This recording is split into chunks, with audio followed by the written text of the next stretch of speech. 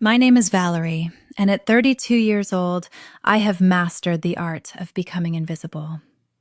To the outside world, and especially to my family, I am a struggling single mother who scrapes by doing freelance data entry. I drive a dented Honda and wear sweaters from thrift stores. It is a carefully crafted disguise. In reality, I am the silent founder of Onyx Medical Logistics, a company that discreetly moves transplant organs and emergency equipment across the state. My net worth is something my father, Julian, could not count even if he had a calculator. But tonight, none of that mattered. The dining room of my parents' estate in Buckhead was suffocatingly warm. The air smelled of expensive roast duck and the heavy perfume my mother, Bernice, bathed in. Crystal glasses sparkled under the chandelier light, a chandelier I had anonymously paid to repair last month. I sat at the far end of the mahogany table, trying to cut a piece of turkey for my daughter, Mia. We were trying to be small. We were trying not to ruin the aesthetic. My sister Isolde sat opposite us, scrolling through her phone. She was 29 and beautiful in that high-maintenance way that screams desperate for validation. Next to her was her husband, Preston.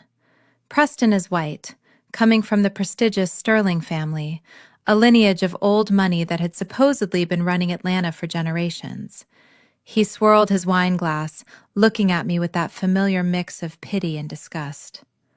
Preston checked his Rolex, a watch I knew was a high-quality replica, and cleared his throat loudly. The sound cut through the room like a knife. "Julian, Bernice," he said, his voice dripping with false politeness. "I just got a text. My parents are 5 minutes away. The Sterlings are making good time, my father." Julian practically jumped out of his chair. He began straightening his tie, frantically checking his reflection in the silverware. He was a black man who had spent his entire life trying to prove he belonged in these circles, and the approval of the Sterling family was his drug of choice. "That is wonderful, Preston," my father said, breathless. "Bernice, check the roast. Make sure the napkins are folded the way his mother likes." Preston did not move. He just kept staring at me and Mia. He leaned forward, resting his elbows on the table. "There is just one small problem, Julian," Preston said, pointing a manicured finger at me. "My parents are traditional people. They are accustomed to a certain level of excellence. Having Valerie here with her situation might make things uncomfortable." I put down my fork.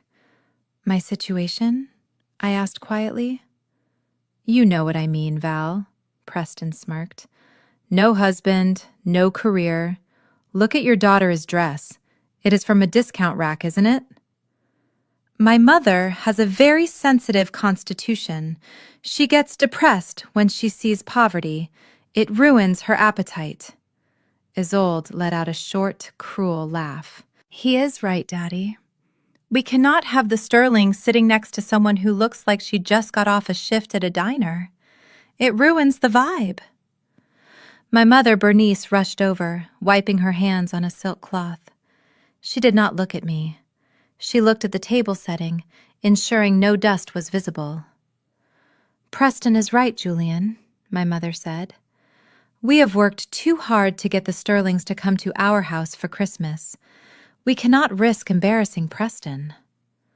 My father turned to me. His eyes were cold.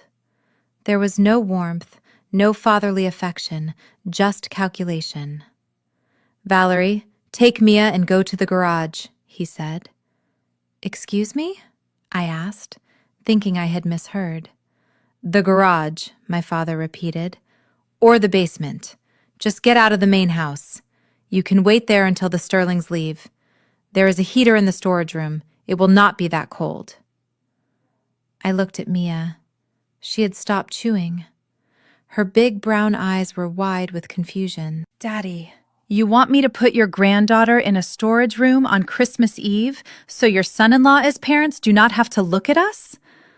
I asked, my voice steady.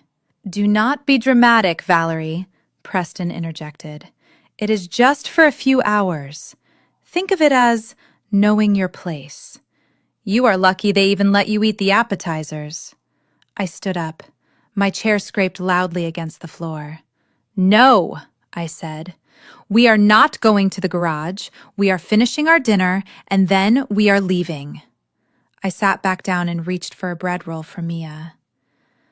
That was the moment the atmosphere shifted from tense to dangerous. My mother, Bernice, walked over to us. Her face was twisted in anger. She reached out and snatched the porcelain plate right out from under my daughter's hands. The fork clattered onto the expensive tablecloth.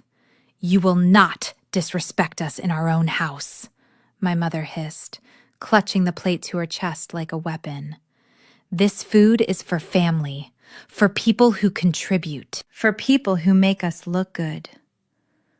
You are nothing but a burden, Valerie. Mia started to cry silently, tears rolling down her cheeks. Get out, my father roared, pointing to the front door. Get out now, before the Sterlings pull into the driveway. I will not let you ruin my chance to bond with a real family. I stood up again, slowly. I picked up Mia, who was trembling. I did not scream. I did not beg. I looked at Preston, who was pouring himself another glass of my wine. I looked at Isolde, who was fixing her lipstick. If I walk out that door, Julian, I said, using his first name for the first time, I am never coming back. And everything I bring to this table leaves with me. My father laughed. It was a harsh, barking sound. You bring nothing, he spat. You are a stain on this family's reputation. Go. And do not come back until you find a decent husband who can elevate us instead of dragging us down into the gutter with you. He marched to the front door and threw it open. A gust of freezing wind and snow blew into the hallway. He grabbed my coat from the rack and threw it onto the wet porch. Out, he commanded. I wrapped my arms around Mia, shielding her from the wind, and walked past him. I stepped out into the biting cold. Behind me, I heard Preston chuckle. Finally, Preston said, Now we can have a civilized dinner. My father looked at me one last time, his eyes filled with contempt, and slammed the heavy oak door shut. I heard the deadbolt slide into place. Click. I stood there for a moment, shivering in the snow, staring at the closed door. Inside, the golden light of the chandelier glowed warmly. I could see their silhouettes moving back to the table, laughing, toasting. They thought they had just taken out the trash. They had no idea they had just evicted their landlord, their banker, and their savior. I took Mia his hand and led her toward my beat-up Honda parked in the shadows. Where are we going, Mommy? Mia asked, her voice shaking. Grandma said we cannot eat. I opened the car door and buckled her in, turning on the heat immediately. I pulled out my phone. My fingers hovered over the contact for the general manager of the St. Regis Hotel. We are going home, baby, I whispered. Not the one we sleep in, the real one. And then Mommy is going to make a phone call that will turn their lights off. I looked back at the mansion one last time. Enjoy the darkness, Julian. It is going to be a long winter. The transition from the scented warmth of my parents' foyer to the biting Atlanta wind felt like a physical slap across the face. The heavy oak door did not just close behind us, it loomed over us like a judge delivering a final verdict. I tightened my grip on Mia's small hand, feeling her tremble through her mittens. She was shaking, not just from the temperature, but from the shock of having her grandmother snatch a plate of food away from her hungry mouth. I turned back for 1 second, a mistake I immediately regretted. Through the frosted glass of the French doors, I saw them. It was a tableau of cruelty I will never forget. Preston stood there with his hands in his pockets, rocking back on his heels. He raised his wine glass, my wine, from my private reserve in a mock toast. His lips moved. I could not hear the words through the thick glass, but I knew the shape of them. Good riddance. He looked like a man who had just taken out the trash, satisfied and smug, unaware that he had just thrown away the deed to his own life. Beside him, my sister, Isolde, did not even look at us with her own eyes. She looked at us through the lens of her iPhone. The flash went off, blinding me for a split second in the darkness. I knew exactly what she was doing. She was curating her perfect Christmas narrative. Later, I would see the caption on her story, "Finally getting rid of the toxic energy. New year, new vibes." She was using her own sister is homelessness as content to boost her engagement. She smiled at her screen, tapping the post button, oblivious to the fact that the phone service she was using was paid for by a family plan bill that drafted directly from my bank account. Then came the sound. It was distinct. The metallic click of the deadbolt sliding into place. It was loud. It was final. It was the sound of a bridge being burned with gasoline and a match. My father, Julian, had not just closed the door. He had locked it, to ensure we could not even stand in the foyer to stay warm while we waited for the valet. He wanted us out in the elements. "Mommy, why doesn't Grandma want us?" Mia, his voice was so small, lost in the wind. I knelt down in the snow, ruining my pantyhose, not caring about the wet slush soaking into my knees. I pulled her puffy pink coat tighter around her chin. I looked her in the eyes, refusing to let her see a single tear fall from mine. "Because we do not belong in that house, baby," I told her, my voice steady as steel. "That house is for people who pretend. We are real.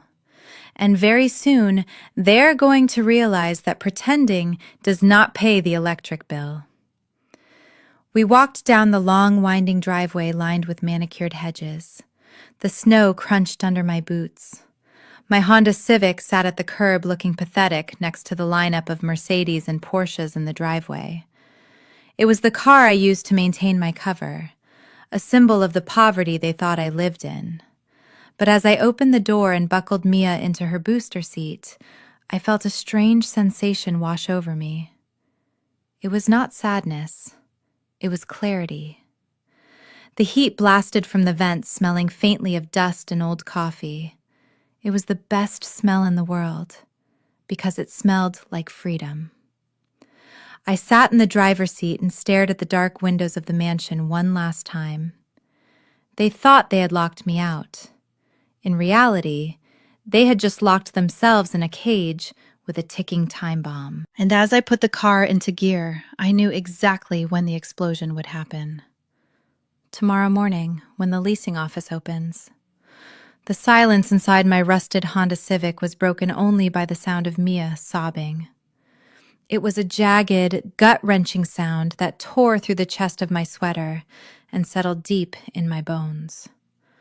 My 7-year-old daughter huddled in the passenger seat, still clutching the hem of her thrift store dress, her tears soaking into the worn fabric of the seatbelt. The heater rattled as it struggled to push warm air into the cabin, a stark contrast to the silent, efficient climate control of the mansion we had just been expelled from. I reached over and brushed a damp curl away from her forehead. Her skin was ice cold from the walk down the driveway. "Mommy, why are we bad?" Mia asked, her voice trembling so hard the words barely formed. "Grandma looked at me like I was dirt. Did I eat too loud? Is that why they hate us?" That question broke something inside me, but it did not break me into pieces. It broke me open, revealing the steel that had been hiding underneath my passive exterior for years. I pulled the car over to the shoulder of the road, just out of sight of the mansion's gates. I unbuckled my seatbelt and turned to face her. "Look at me, Mia." She looked up, her eyes red and swollen. "We are not bad," I said, my voice low and fierce. "And we are not poor. We were just pretending to be small so they would feel big. We were protecting them from the truth because I thought that is what family did. But the game is over now. Do you understand? We are done hiding." I pulled my phone from my purse. It was not the cracked screen burner phone I used around my parents to maintain the illusion of my poverty. It was my encrypted business line, a device that controlled assets worth more than my father's entire life savings. I dialed a number I had not used in months. It rang once before a crisp, professional voice answered. "Ms. Wilson, we did not expect to hear from you tonight. Is everything all right?" I stared at the dashboard light flickering on my beat-up Honda. The check engine light was on. It seemed poetic. "Activate the residence at the St. Regis," I commanded, my voice dropping an octave into the tone I used for boardroom negotiations. "I want the heat on 72 degrees. Stock the fridge with the organic strawberries Mia likes and have a hot pizza waiting. Pepperoni, thin crust. We are coming in hot." There was a brief pause on the other end. "Understood, Miss Wilson. Anything else?" "Yes," I said, watching the snow fall on the windshield. "Initiate Protocol Clean Slate immediately." Protocol Clean Slate was a nuclear option I had designed years ago, but hoped never to use. It was a command to my financial team to sever every invisible thread connecting my wealth to my family's lifestyle. "Freeze the leasing accounts on the Bentley and the Range Rover," I instructed. "Flag the black card ending in 459 as stolen. Cancel the insurance policies on the estate. If they want to treat us like strangers, let us see how they survive without a stranger's money backing their loans." "Consider it done," the assistant said. "ETA to the hotel. 20 minutes, I said. "And Sarah, have the valet clear the front spot. I do not want to wait." I hung up and put the car in gear. The engine sputtered a noise that usually made me anxious about repair costs. Tonight, it just sounded like a goodbye song to a life of submission I was leaving behind. I looked at Mia. She had stopped crying, listening to the change in my voice. She looked at me with a mixture of confusion and awe. "Where are we going, Mommy?" she whispered. "The motel." I smiled, and for the first time in years, it was a genuine smile. It reached my eyes. "No, baby, not the motel. We are going to a place where nobody sends us to the garage. We are going to the top floor." I hit the gas and drove past the Motel 6 where my family assumed I would be taking my daughter. I did not even tap the brakes. We sped toward the glowing skyline of Atlanta, toward the St. Regis, where the doormen knew my name, and where the only thing cold would be the champagne waiting for me on ice. Back inside the Fortress of Lies, the atmosphere shifted the moment the heavy oak door clicked shut behind me. My father, Julian, and mother, Bernice, did not waste a second mourning the daughter they had just exiled into the snow. Instead, they scrambled like panicked stagehands preparing for the opening night of a Broadway play. Julian straightened the silk tie that I had bought him for Father Day 3 years ago, while Bernice frantically fluffed the pillows on the sofa pillows that I had selected from a boutique in Milan during a business trip. The house had to look perfect, because the judges were arriving and my family was terrified of the verdict. The headlights of a sleek black town car swept across the front windows, illuminating the frantic desperation on my parents' faces. The Sterlings were here.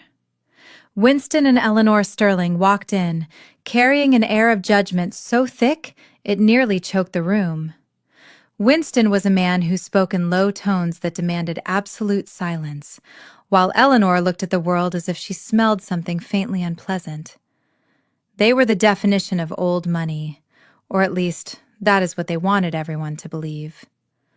Preston immediately went into performance mode. He greeted his parents with a kiss on the cheek and led them to the living room with the swagger of a man who owned everything he touched. "Let me pour you a drink," Father Preston said, reaching for the bottle of Cabernet Sauvignon sitting on the mantelpiece. "This is a vintage I have been saving for a special occasion. I had it imported directly from a vineyard in Bordeaux. It has notes of oak and blackberry that I knew you would appreciate." The lie rolled off his tongue so smoothly it was almost impressive. That bottle was from my private collection, stored in the climate-controlled cellar I paid to install in the basement. It cost more than Preston made in 3 months of his Ponzi scheme frauds. Preston would not know a vintage Bordeaux from a box of grape juice if it did not have a price tag on it, but Winston nodded approvingly, taking the glass. Eleanor Sterling ran a gloved hand over the velvet armchair, inspecting it for dust. "Exquisite taste," she murmured, looking at my mother. "I see you finally updated the interior, Bernice. The last time we were here it looked a bit dated. This feels much more sophisticated." Bernice beamed, clutching her pearls, her chest puffing out with pride. "Oh, thank you, Eleanor. I wanted something timeless. It took me months to find the right fabrics. I felt that the room needed to reflect our station in life." Another lie. I had hired the interior designer. I had signed the checks. I had chosen the palette. My mother had actually complained that the gray was too depressing, until she saw the invoice and realized how expensive it was. Now she wore my taste like a costume. Then came the moment that sealed their fate. Winston Sterling took a sip of the wine, but he did not look at Preston. He looked toward the window, his eyes narrowing as he stared out into the dark driveway. "As we drove up, I saw a rusted little Honda pulling out of your gates," Winston said, his voice cutting through the pleasantries like a razor. "It was making a terrible rattling noise. I certainly hope you are not letting guests park such eyesores in front of the main entrance. It really clashes with the aesthetic of the neighborhood." The room went deadly silent. I could imagine the sweat forming on Julian's upper lip. He laughed nervously, rubbing his palms together. "Oh, that," he stammered. "No, absolutely not, Winston. We would never invite someone who drives a car like that. That was just the help. A former maid. We had to let her go tonight, right before dinner." Preston chimed in, smiling cruelly. "Yes, she was stealing leftovers from the kitchen. Can you believe the audacity? We had to kick her out to protect the silver." Just the help. That is what I was to them. The bank account, the fixer, the maid. They stripped me of my name and my bloodline in seconds, just to impress 2 people who were drinking my wine. "Good decision," Winston said. "You cannot have people like that around. They drag everything down." Preston raised his glass. "To standards," he said. "To keeping the circle tight." They clinked their crystal glasses, drinking my wine, sitting on my furniture, in my house, celebrating the fact that they had finally erased me. They had no idea that the maid they just fired was the only reason the lights were still on. The elevator doors slid open, revealing the penthouse suite at the St. Regis, and for the first time that night, my daughter Mia stopped crying. Her mouth dropped open in a perfect little O of wonder. The floor-to-ceiling windows offered a panoramic view of the Atlanta skyline, glittering like a jewelry box against the dark winter sky. In the center of the living room stood a 12-foot noble fir tree. It was not decorated with the tacky red and green tinsel my mother favored. This tree was draped in crystals and white silk ribbons, a professional installation I had commissioned for the company executives that cost more than my father's entire luxury SUV. Room service had arrived 3 minutes after we walked in. On the marble coffee table sat a large silver tray. The smell of truffle oil and melted cheese filled the air. It was a 24-karat gold leaf pizza, the hotel's signature dish for their VIP guests. "Go ahead, baby," I said, taking off her wet coat. "It is all for you." Mia climbed onto the velvet sofa, her thrift store dress looking starkly out of place against the luxury surroundings. She picked up a slice of pizza, the edible gold flakes shimmering under the chandelier light, and took a bite. A smile finally broke across her face, replacing the fear that had been there since my mother snatched her dinner away. "Mommy, this tastes like magic," she giggled. "It is magic," I whispered. "It is the magic of owning your own life." I sat in the armchair opposite her and pulled out my phone. The screen was still dark, silent. I knew exactly what was happening back at the mansion. They were clinking glasses, eating roast duck, and laughing about how they had successfully removed the stain from their perfect picture. They thought I was crying in a Motel 6. They thought I was ashamed. I opened the camera app. "Smile for mommy, baby," I said. Mia grinned, holding up the gold-flaked pizza slice with the massive $50,000 Christmas tree and the entire city of Atlanta glowing behind her. Click. The photo was a masterpiece. It captured the innocence of my daughter and the undeniable obscene wealth of our surroundings. It was a visual contradiction that would shatter my family's narrative instantly. I opened Instagram. My account was private, usually reserved for a few close friends, but I knew my sister Isolde followed me just to mock my lifestyle, and I knew she had her notifications on. I typed the caption slowly, my fingers trembling, not from cold, but from adrenaline.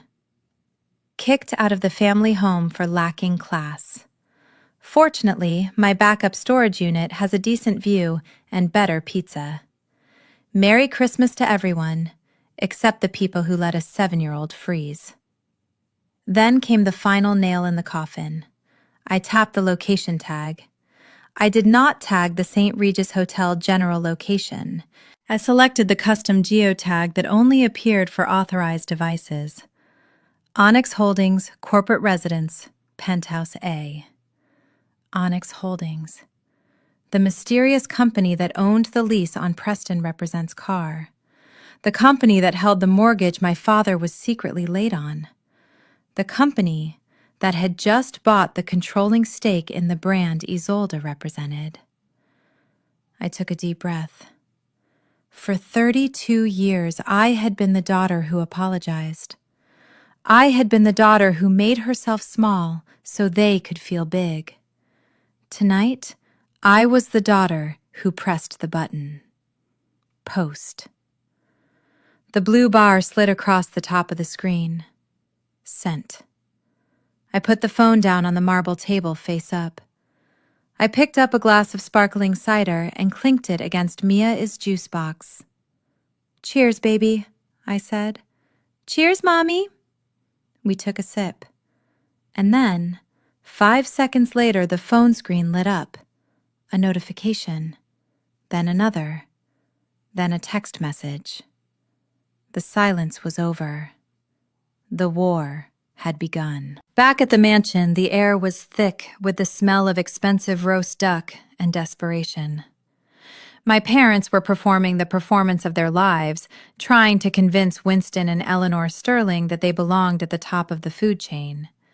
My father, Julian, was laughing too hard at Winston's dry jokes, while my mother, Bernice, was nervously rearranging the silverware whenever there was a lull in the conversation.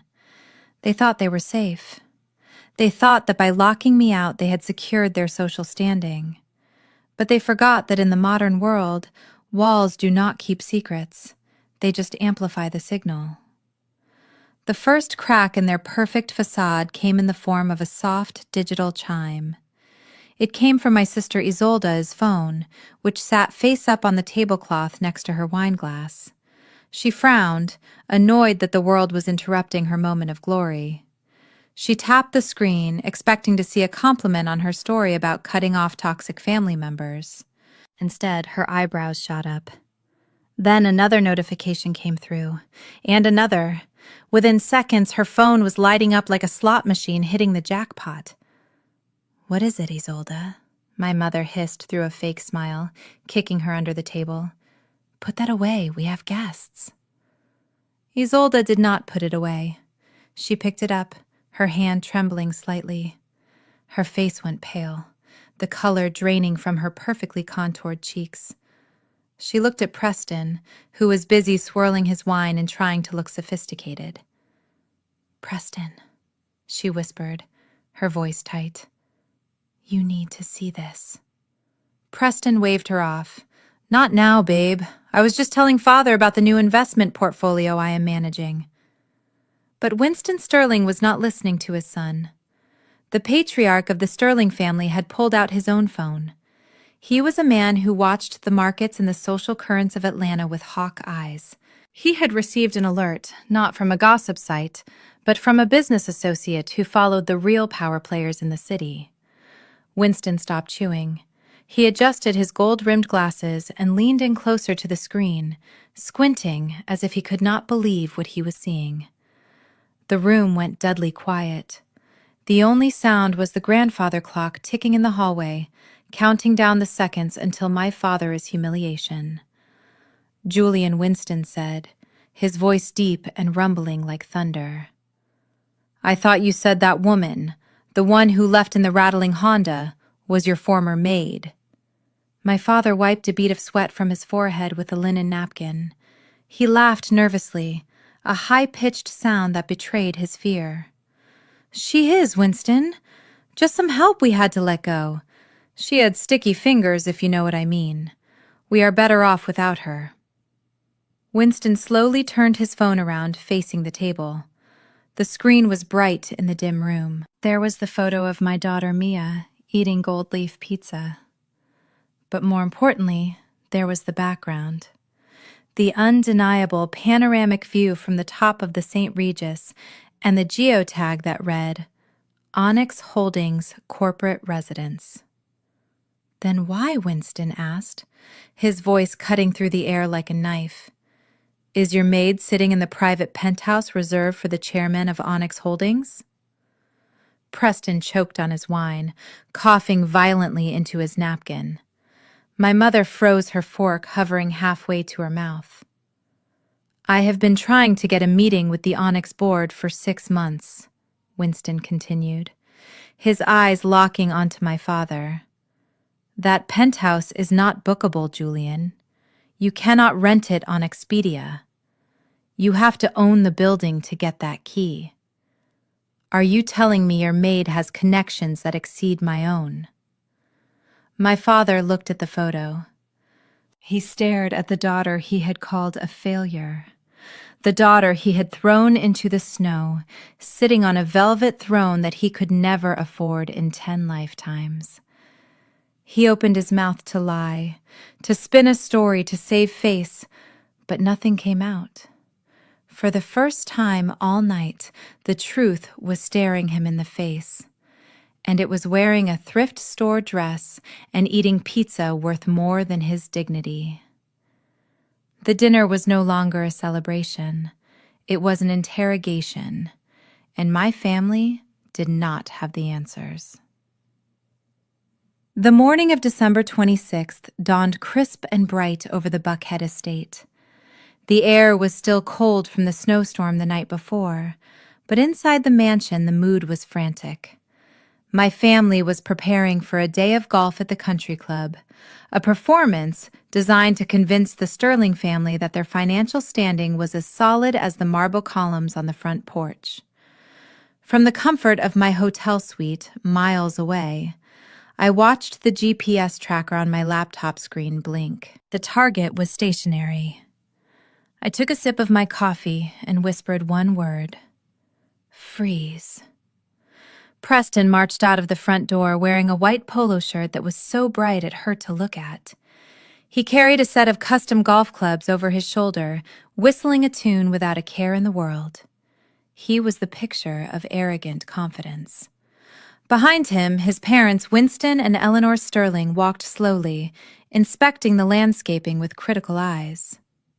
"Let me drive us," Father Preston called out, unlocking the black Range Rover with the key fob. "This beauty rides smoother than your town car. I just had it detailed." Winston nodded, adjusting his cap. "I must admit, Preston, you have done well for yourself. This is a $100,000 vehicle. It shows stability." Preston beamed, soaking in the validation he craved so desperately. He tossed the clubs into the trunk and slid into the driver's seat. He smelled the leather interior, inhaling the scent of the luxury he felt he deserved. He placed his foot on the brake and pressed the start button, expecting the engine to roar to life with its signature aggressive growl. Click. Silence. Preston frowned. He pressed the button again, harder this time. Click. Silence.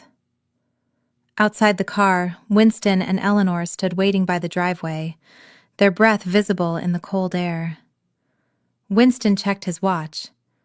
Preston felt a bead of sweat form on his forehead, despite the freezing temperature. "Come on," he muttered. "Do not do this to me now." Suddenly, the dashboard came alive. But it was not the usual welcome animation. The entire digital instrument cluster turned a bright, angry red. The infotainment screen in the center console flashed with a lock symbol. A robotic voice, cool and indifferent, filled the cabin. Authorization denied. Lease agreement terminated by lessor. Asset secured. Preston frantically jabbed at the screen, trying to make the message disappear. But the text remained bold and unyielding. Property of Onyx Leasing, repossession, imminent. Winston tapped on the driver's side window. Preston jumped. He rolled down the window, his smile looking more like a grimace of pain. "Is there a problem, son?" Winston asked. "We are going to be late for our tea time." "It is just a glitch," Preston stammered, his voice cracking. "These modern computers are so sensitive. I think the battery might be cold. It just needs a minute to reset." "I paid the lease off months ago, so it is definitely a mistake." Winston leaned in closer, peering past Preston at the glowing red screen. He was a businessman who had survived 3 recessions. He knew what financial failure looked like. He read the text aloud, his voice dropping to a dangerous low. Asset secured. Repossession imminent. Preston tried to cover the screen with his hand. "Dad, it is a software error. I will call the dealership." Winston stepped back from the car, as if it were contagious. He looked at his son with a mixture of suspicion and disappointment that cut deeper than any shout. "Software errors do not accuse you of non-payment," Preston Winston said coldly. "And why is the lessor listed as Onyx Leasing? I thought you said you bought this car outright with your bonus check." Preston opened his mouth, but no lies came out. The car sat there, a 2-ton paperweight of humiliation, dead in the driveway. The silence that followed was deafening, broken only by Eleanor Sterling sighing loudly. "Call an Uber, Winston," she said, not even looking at her son. "I told you something smelled rotten in this house, and it is not the drains." The air inside the Buckhead Sanctuary Spa smelled of eucalyptus and old money. My mother, Bernice, lay on a heated massage table next to Eleanor Sterling, soaking in the steam. They had just finished the Golden Glow facial, a 3-hour treatment involving 24-karat gold masks that cost more than most families spend on groceries in a month. Bernice was glowing, not just from the expensive oils, but from the satisfaction of finally being accepted into Eleanor's inner circle. She had spent decades trying to get an invite to this specific spa day, and now she felt like she had finally arrived. She wrapped her plush white robe tighter around her waist as they walked to the front desk. Bernice made sure to walk slightly ahead of Eleanor, eager to display her generosity. "It is so important to take time for ourselves, isn't it, Eleanor?" Bernice chirped, her voice high and unnatural. "Julian always insists I treat myself. He says I work too hard managing the estate, so he gave me his black card to use today." It was a lie, of course. Julian spent his days watching golf reruns while I paid the bills, but Bernice had repeated the lie so many times she actually believed it. The receptionist, a young woman with perfect skin and a fake smile, turned the iPad around. "For both ladies today, the total comes to $3,200, including gratuity." Bernice waved her hand dismissively, laughing as if the amount was pennies. "Put it all on my card, darling. It is the least I can do." She reached into her Louis Vuitton bag and pulled out the heavy, matte black American Express card. It was the ultimate status symbol, the kind of card that usually made cashiers nervous. She handed it over with a flourish, enjoying the way the light caught the titanium surface. The receptionist inserted the chip. We waited. 1 second, 2 seconds. Then a sharp, harsh beep cut through the Zen music. The receptionist frowned. "I am sorry, Mrs. Wilson. It says declined." Bernice laughed, a nervous, brittle sound that echoed in the quiet lobby. "Do not be silly. Run it again. The chip is probably dirty or your machine is having a bad day. There is no limit on that card." The girl ran it again. Beep. Silence. Eleanor Sterling shifted her weight, looking at her diamond-encrusted watch. "Is there a problem, Bernice? We have a lunch reservation at 1. The receptionist looked at the screen, her polite mask slipping just a fraction. "It is not the chip, ma'am. The system is giving a specific error code. It says the authorized user account has been frozen by the primary account holder." Bernice froze. "I am the primary holder," she lied, her voice trembling. The receptionist shook her head slowly. "No, ma'am. The name on the master account is Valerie Wilson. She put a block on this card at 9 this morning, reporting it as lost or stolen by a third party." The name hung in the air like a bad smell. Valerie. The daughter Bernice had kicked out into the snow less than 24 hours ago. The daughter she claimed was a thief. The daughter she told everyone was a failure. Eleanor Sterling let out a long, slow sigh. It was a sound of pure pity mixed with disgust. She stepped forward, pushing Bernice gently aside as if she were a piece of furniture that was in the way. "Oh, dear," Eleanor said, her voice dripping with ice.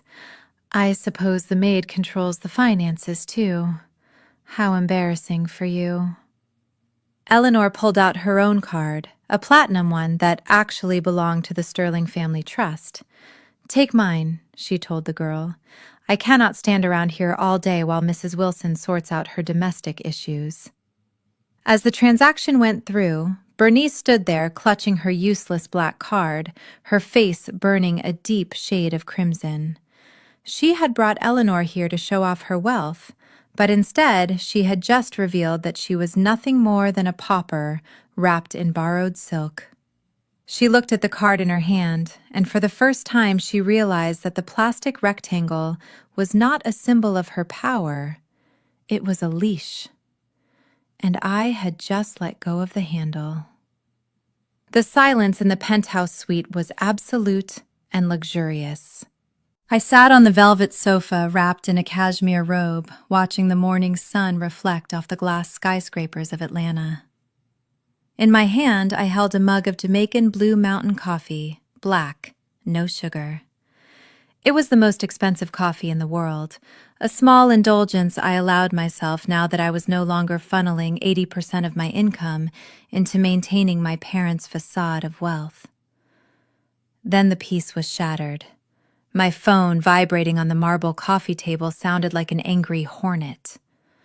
The screen lit up with a photo I had set years ago. It was a picture of my father, Julian, looking stern and judgmental.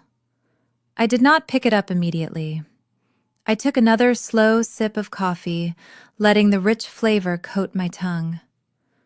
I let it ring 4 times, 5 times. I wanted him to sweat. I wanted him to feel the lack of access. Finally, I tapped the green icon and pressed the speaker button. I did not say hello. I did not have to. "Have you lost your damn mind, girl?" My father's voice filled the room, distorted by rage and static. He was screaming so loud, the microphone on his end was clipping. "Do you have any idea what you just did to your mother?" he roared. "She called me in tears, Valerie. Tears. She is stuck at the spa front desk while Eleanor Sterling pays her bill like she is a charity case. And Preston, my God, Preston is stranded in the driveway because his car thinks it is being stolen. Fix this. Fix this right now, or so help me God." I placed the phone back on the table and leaned back, crossing my legs. I looked at the ceiling, calmly counting the crystals in the chandelier. "Good morning to you too, Julian," I said, my voice smooth and unbothered. "I assume you are calling because you received the notifications." "I am calling because you are embarrassing this family," he shouted. "You are humiliating us in front of the Sterlings. Unfreeze the cards, Valerie. Unlock the car. Stop this childish tantrum immediately." I took another sip of coffee. The warmth spread through my chest, a stark contrast to the coldness in my father's voice. "I am confused," I said. "You were very clear last night. You stood at the door in your custom tuxedo, and you told me explicitly that I was no longer family. You said I was a stain. You told me to leave and never come back until I found someone to elevate me." "That was discipline," my father sputtered. "That was tough love. I did not mean you should cut off the money. You owe us, Valerie. We raised you. We put a roof over your head, and I paid for that roof 10 times over." I interrupted, my voice hardening. "I paid for the roof, the cars, the insurance, and the reputation you are so desperate to protect. But here's the thing about family, Julian. If I am not family enough to sit at your table, then I am certainly not family enough to pay your bills." There was a silence on the other end. A heavy, stunned silence. He had never heard me speak like this. He was used to the Valerie who apologized, the Valerie who begged for crumbs of affection. "You cannot do this," he whispered, his voice trembling with a mix of fury and fear. "You are ungrateful." "No," I said. "I am just a stranger. And strangers do not lend their black cards to people who treat them like garbage. I am reclaiming my assets, all of them. The car is being towed in an hour. The cards are canceled. Consider this my resignation from your drama." "Valerie, wait! Do not! You dare hang up on me. I command you to." I tapped the red button, ending the call mid-sentence. The room returned to its beautiful, expensive silence. I looked at the black screen and smiled. For the first time in my life, I did not feel guilty. I felt light. I finished my coffee and stood up. It was time to get dressed. I had a meeting with a lawyer, and my family had a date with reality. The silence inside the mansion was heavy and suffocating. While Julian and Bernice were upstairs arguing about who was to blame for the morning humiliation, Preston slipped into his father-in-law's home office. He needed answers. He needed to know why his life was collapsing. The heavy mahogany door clicked shut behind him, and he turned the lock. The room smelled of stale cigar smoke and old paper, the scent of a man who was trying desperately to look like a tycoon while drowning in debt. Preston walked to the large oak desk. It was covered in stacks of unopened envelopes. Julian was the type of man who believed that if you did not open a bill, it did not exist. Preston shoved aside a pile of past due notices from the country club and began rummaging through the drawers. He was looking for the vehicle registration for the Range Rover. He needed to prove that the red warning screen was just a computer glitch. He found the file labeled Vehicles, buried under a stack of golf magazines. He flipped it open, his hands shaking slightly. There it was, the lease agreement for the Range Rover. He scanned the document looking for his name. He expected to see Preston Sterling listed as the lessee. Instead, the name in the box was Onyx Leasing LLC. And in the line for the guarantor, the person financially responsible for the asset, the name was typed in crisp black ink. Valerie Wilson. Preston blinked. He rubbed his eyes and looked again. Valerie. The sister-in-law he had mocked for wearing discount shoes. The woman he had just kicked out into the snow. It has to be a mistake, he muttered to himself, his voice sounding thin in the quiet room. She drives a Honda. She cannot afford the tires on this truck, let alone the lease. He kept digging. He pulled out the file marked mortgage. He knew Julian had been struggling with the house payments for years, but he assumed the old man had refinanced. He pulled out the most recent statement. It was not from a bank. The letterhead read, Onyx Asset Management. The document stated clearly that the mortgage note had been purchased from the original lender 6 months ago. The status of the loan was current only because of monthly transfers from an account named the Mia Wilson Trust. Preston felt a cold sweat break out on the back of his neck. The room suddenly felt very small. He grabbed the file for the life insurance policies. Bernice had always bragged about their multi-million-dollar policies. He looked at the payment history. Paid in full. Payer, Valerie Wilson. He dropped the papers onto the desk. They scattered like autumn leaves. Everywhere he looked, he saw her name. The electricity bill, the landscaping service, the water bill. Even the subscription for the wine club Preston loved so much. Valerie, Valerie, Valerie. He backed away from the desk, his heart hammering against his ribs. This was impossible. Valerie was a nobody. She was a single mother who clipped coupons. There was no way she was the one bankrolling their entire existence. Then a thought crept into his mind. A twisted, dark rationalization that allowed him to keep his ego intact. He let out a short, breathless laugh. She is a front, he whispered. That is it. She is not a CEO. She is sleeping with one. He paced around the room, nodding to himself, constructing a new reality that made sense to him.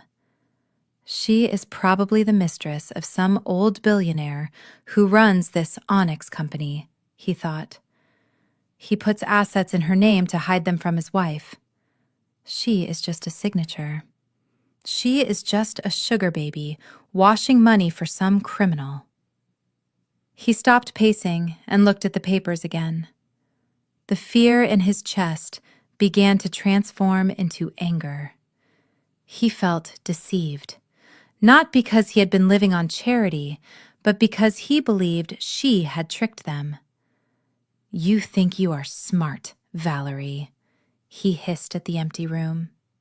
"You think you can hold this over us? But I know what you are. Now, you are just a high-priced escort with a checkbook." He grabbed his phone. He did not feel shame anymore. He felt a surge of malicious confidence. He was going to expose her. He was going to go to that hotel and force her to admit that she was nothing more than a fraud.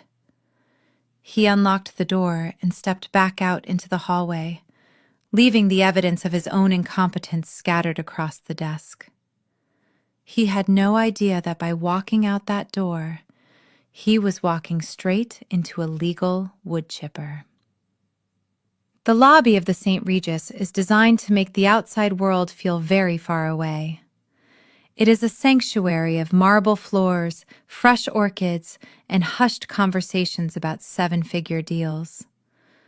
I was sitting in a high-backed velvet wing chair near the fireplace, reviewing a merger contract on my tablet. I looked like exactly what I was, a businesswoman closing a deal. But to the man storming through the revolving doors, I was still just a target. Preston marched into the lobby, bringing a cloud of chaotic energy with him. He looked unraveled. His expensive polo shirt was stained with sweat under the arms, and his hair, usually gelled to perfection, was disheveled. He scanned the room wildly until his eyes locked on me. He did not see the security detail standing discreetly by the pillars. He only saw his victim. He stomped across the Persian rug, ignoring the concierge who tried to intercept him. He stopped right in front of my table, blocking the light from the fireplace. "Valerie!" he barked, his voice echoing off the high ceilings. "Stop this insanity right now!" I did not look up from my screen. I swiped to the next page of the contract. "Hello, Preston," I said, calm as the surface of a frozen lake. "You seem upset." "Upset?" he laughed, a manic sound that made the couple at the next table look over in alarm. "You stole my car, you cut off your mother's cards, you are having a mental breakdown, Valerie." "I talked to Julian and we agree. You are clearly unstable. You are jealous of Isolde, and you are lashing out because you are lonely and bitter." He was doing what he did best, gaslighting, trying to rewrite reality so that I was the crazy one and he was the rational victim. He pulled a crumpled piece of paper from his pocket and slammed it onto the table next to my tea. "Sign this," he commanded. "It is a letter to the bank, authorizing the release of all assets and admitting that the freeze was a system error caused by your incompetence. Sign it, and I will convince your father not to press charges against you for theft. I am doing you a favor here, Val." I finally looked up. I took off my reading glasses and looked him in the eye. I saw the fear behind his arrogance. He was terrified. "I am not signing anything, Preston," I said softly. "And I think you should leave before you embarrass yourself further." His face turned a dangerous shade of red. The veins in his neck bulged. He was not used to being told no, especially not by me. He lunged forward, reaching out to grab my wrist. "You listen to me, you ungrateful little," he started to scream. He never finished the sentence. Before his fingertips could even graze the sleeve of my silk blouse, a hand the size of a dinner plate clamped onto his shoulder. It was Marcus, the head of my private security detail. Marcus was 6'5" and built like a tank. He did not look like a hotel employee. He looked like a wall. Sir Marcus said, his voice deep and rumbling, "You need to step back. Now." Preston tried to shrug him off, but he might as well have been trying to shove a mountain. "Get your hands off me!" Preston shrieked, drawing the attention of the entire lobby. "Do you know who I am? I am a Sterling. I am family. She is my sister-in-law." I picked up my teacup and took a slow sip. "I do not know this man," I said to Marcus, not even looking at Preston anymore. "He is harassing me. Please remove him." Preston's jaw dropped. "Valerie, you cannot do this. I am family." Marcus tightened his grip. Preston yelped in pain. "Ms. Wilson has asked you to leave," Marcus said. 2 more security guards appeared from the shadows flanking Preston. They did not ask him nicely. They grabbed him by the arms, lifting him onto his toes. They marched him toward the door, his expensive loafers dragging across the marble floor. He was kicking and screaming, threats promising to ruin me, promising to sue everyone. But nobody was listening. They threw him out of the revolving doors and onto the sidewalk. Through the glass, I watched him stumble and fall onto his hands and knees. He looked back at me, his face twisted in hate. But I just turned back to my contract. He had come in like a lion, but he left like a stray dog kicked out of a restaurant kitchen. And the tea tasted sweeter than ever. The ring light reflected in my sister Isolde's eyes, making her look like a perfectly manufactured plastic doll. She sat at her vanity table in her bedroom, surrounded by piles of PR packages and expensive makeup. She was in her element. She was broadcasting live to her 50,000 followers, holding a bottle of luxury serum like it was a holy relic. She had spent the last 20 minutes spinning a sob story about how her Christmas was ruined by a toxic family member who caused a scene. She did not mention my name, but everyone knew who she was talking about. She painted herself as the saint, the peacemaker who was just trying to have a nice dinner. "So, guys, remember to protect your peace," she chirped, her voice dripping with fake sweetness. "Sometimes you just have to cut people off, even if you grew up with them. Negative energy blocks your blessings, and we are all about abundance in the new year." She smiled, tapping the bottle with her long manicured fingernails.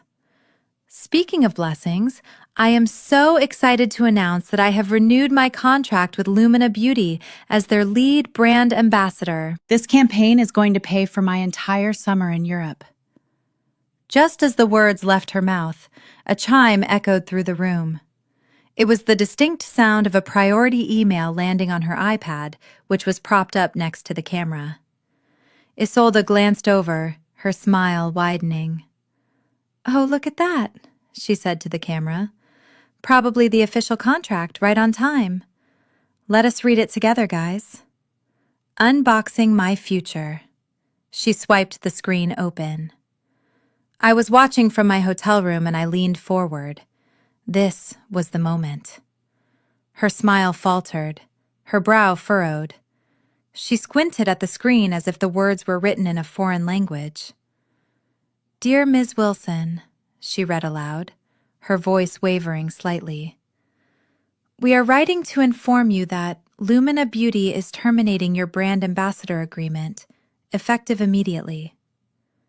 The chat on her screen started moving faster. Comments like, "What is happening?" and "Is this a prank?" scrolled by. Isolde ignored them. She kept reading, her hands starting to shake. "Due to a recent acquisition, Lumina Beauty is now a subsidiary of Onyx Asset Management. The new board of directors has reviewed our influencer roster and determined that your personal brand does not align with our core values of integrity and authenticity. We wish you the best in your future endeavors." Isolde froze. She stared at the word Onyx. She had seen that word on Preston's locked car. She had seen that word on the geotag of my pizza photo. Onyx. "No," she whispered. "No, she cannot do this. This is not fair." She forgot she was live. She forgot the ring light. She stood up so fast her chair tipped over with a loud crash.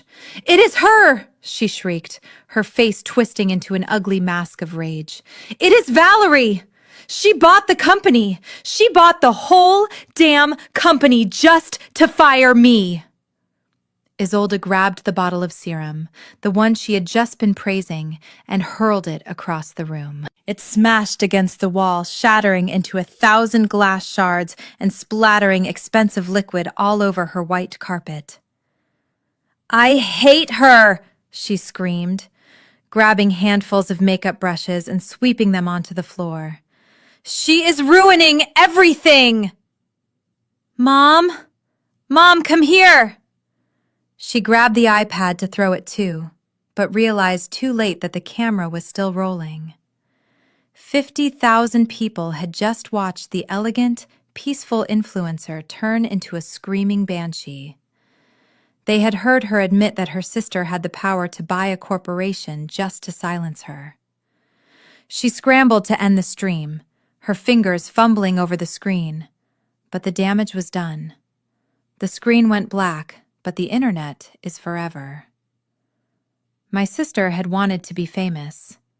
Now she was going to be viral, but not for the reasons she wanted. I closed my laptop and took a deep breath. She had lost her contract, but she had just given me a front row seat to her destruction. The study smelled of stale cigar smoke and expensive scotch that was rapidly running out.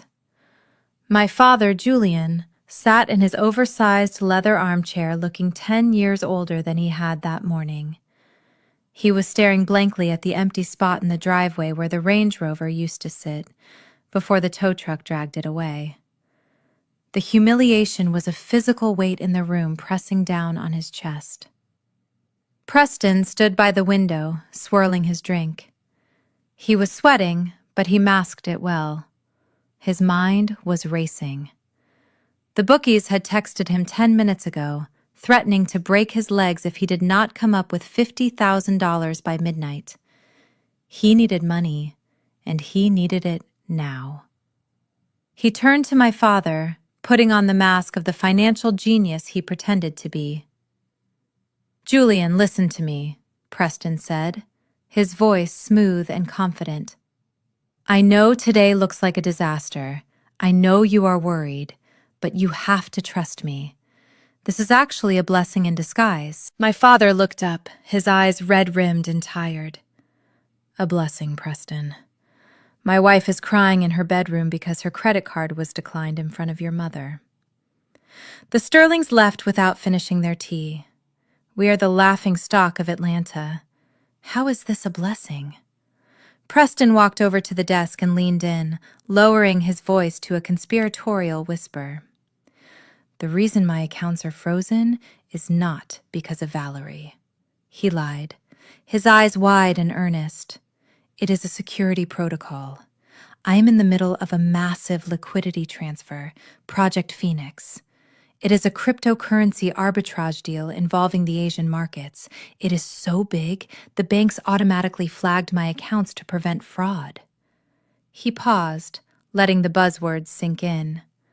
My father did not understand cryptocurrency, but he understood the word massive. He sat up a little straighter. "So you were not broke?" Julian asked, hope flickering in his eyes. "Broke?" Preston laughed, shaking his head. Julian, I am on the verge of making $10 million. The buy-in window closes tonight. That is the problem. My capital is tied up in the transfer until Monday, but if I do not put down the initial stake by midnight, I lose the deal. He slammed his hand on the desk for dramatic effect. "I just need a bridge loan," Preston said, urgency creeping into his voice. $500,000 just for a week. Once the deal clears on Friday, I will pay you back double, $1 million cash, tax-free. We can buy a better car than the Sterlings. We can buy the St. Regis and kick Valerie out ourselves." My father's eyes widened. Greed was a powerful drug, and Preston was the dealer. I do not have 500,000 liquid, Preston, Julian said, his voice trembling. You know that. Preston placed a reassuring hand on my father's shoulder. But you have this house, Julian. This magnificent estate. It is sitting on millions in equity, just gathering dust. I have a private lender ready to sign the paperwork today. No credit checks, just asset-backed. We sign today, we get the cash tonight, and we turn it into a fortune by the weekend. My father looked at the family portrait on the wall. He looked at the empty driveway. He hated feeling powerless. He hated feeling poor. The promise of $1 million was not just money to him. It was a way to regain his dignity. It was a weapon he could use to crush me. Double my money in a week, Julian asked, reaching for his gold fountain pen. Guaranteed, Preston lied without blinking. My father uncapped the pen. He did not read the documents Preston pulled from his jacket pocket. He did not ask for a prospectus. He simply signed his name on the line that put his entire life creates work at risk. He thought he was investing in an empire. He had no idea he was just paying off his son-in-law's gambling debts. Done, Julian said, handing the paper back. Go make us rich, son. Preston smiled. It was the smile of a wolf who had just convinced the sheep to open the gate. The only sound in the dim study was the ticking of the grandfather clock, a sound that felt like a countdown to a bomb detonation. My father, Julian, sat at his mahogany desk, his hand hovering over the document that would seal his fate. It was a second mortgage application, leveraging the entire equity of the estate. Every brick, every pillar, every square inch of the land he was so proud of was about to be put on the line. He looked up at Preston, who was leaning against the bookshelf, trying to look like a Wall Street titan instead of a desperate gambler. Preston checked his phone, pretending to monitor the Asian markets. We have 5 minutes, Julian, Preston said, checking his watch. The window for the Project Phoenix buy-in closes at noon. If we miss this, we miss the $10 million payout. Winston is putting in $2 million. Do you want to be left behind while my parents double their fortune? That was the trigger. The mention of Winston Sterling was the key that unlocked my father's insecurity. Julian hated feeling inferior. He hated the way Winston had looked at him the night before with pity in his eyes when the car did not start. He hated that his daughter Valerie had humiliated him. He wanted to win. He wanted to be the hero who saved the family and rubbed his success in everyone his face. But Bernice... Julian hesitated, his voice trembling. I should talk to her. This is her house too. If she finds out I mortgaged it without asking her... She will forgive you when you hand her a check for $1 million next week, Preston interrupted, his voice smooth as silk. Think about it, Julian. Do you want to ask for permission, or do you want to ask for forgiveness while you are booking a first-class trip to Paris? Be the man of the house. Take charge. Julian looked at the papers again. He saw the number $500,000. It was a terrifying amount. But then he looked at Preston, his golden boy son-in-law, the sterling heir. He desperately wanted to believe the lie. He unscrewed the cap of his Mont Blanc pen. The nib touched the paper. The scratch of the ink sounded loud in the quiet room. He signed his name, Julian Wilson. With that signature, he signed away his safety net, his retirement, and his wife as security. Here, Julian said, his hand shaking as he handed the document to Preston. Make us rich, son. Preston snatched the paper, his eyes gleaming with a predatory hunger. He did not say thank you. He did not offer reassurance. He just nodded, shoved the papers into his briefcase, and walked out of the room. Julian slumped back in his chair, exhaling a long breath, thinking he had just made the investment of a lifetime. Outside in the hallway, Preston did not call a broker in Tokyo. He did not check the crypto markets. He pulled out his burner phone and dialed a number saved as the Shark. "I got it," Preston whispered into the phone, walking quickly toward his rental car. "The transfer is initiating now. 500 large. Tell the boss I am good for it. And tell those guys to stay away from my knees." He hung up and let out a laugh of pure relief. He was not investing a dime. Every cent of my father's equity was going straight into the pocket of an underground bookie to pay off a debt from betting on horses. My father thought he was buying a future. In reality, he had just bought his son-in-law another week of breathing room, and he had paid for it with the roof over his head. The grand ballroom of the Ritz-Carlton was a sea of silk gowns and flashing diamonds, a playground for the true elite of Atlanta.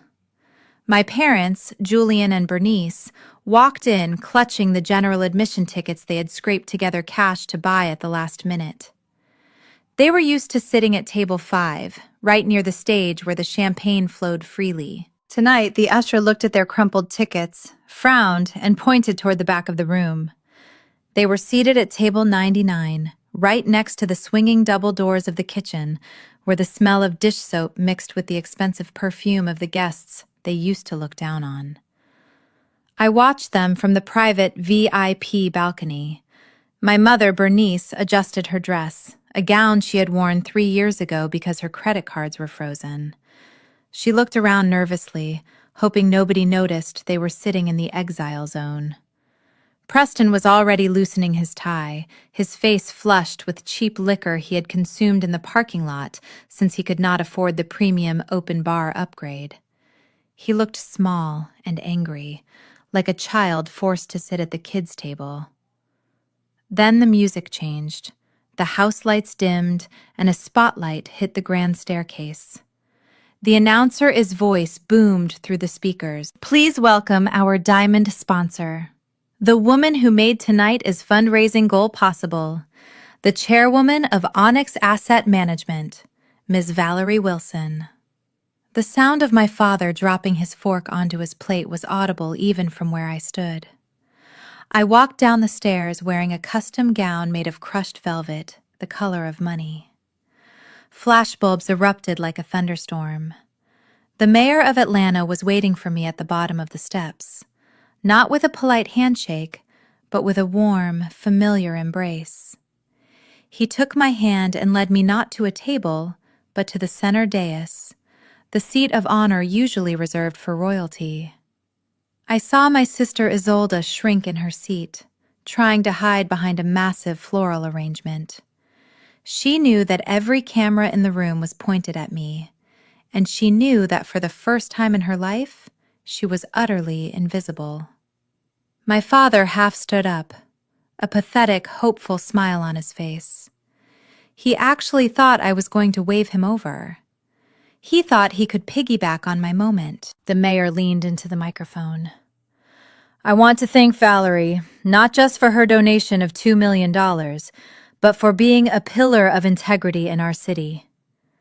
$2 million.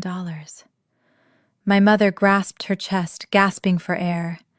That was the exact amount they needed to save their house.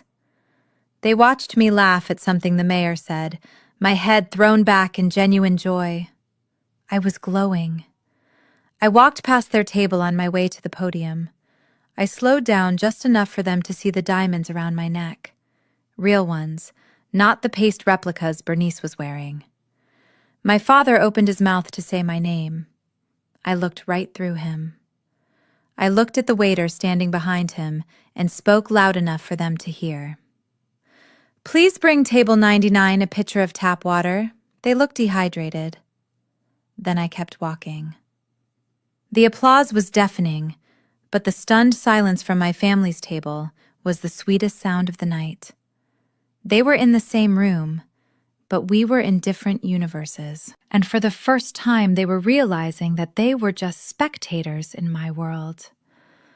The men's restroom at the Ritz-Carlton was a sanctuary of black marble and gold fixtures, quiet enough to hear a pin drop or a heartbreak.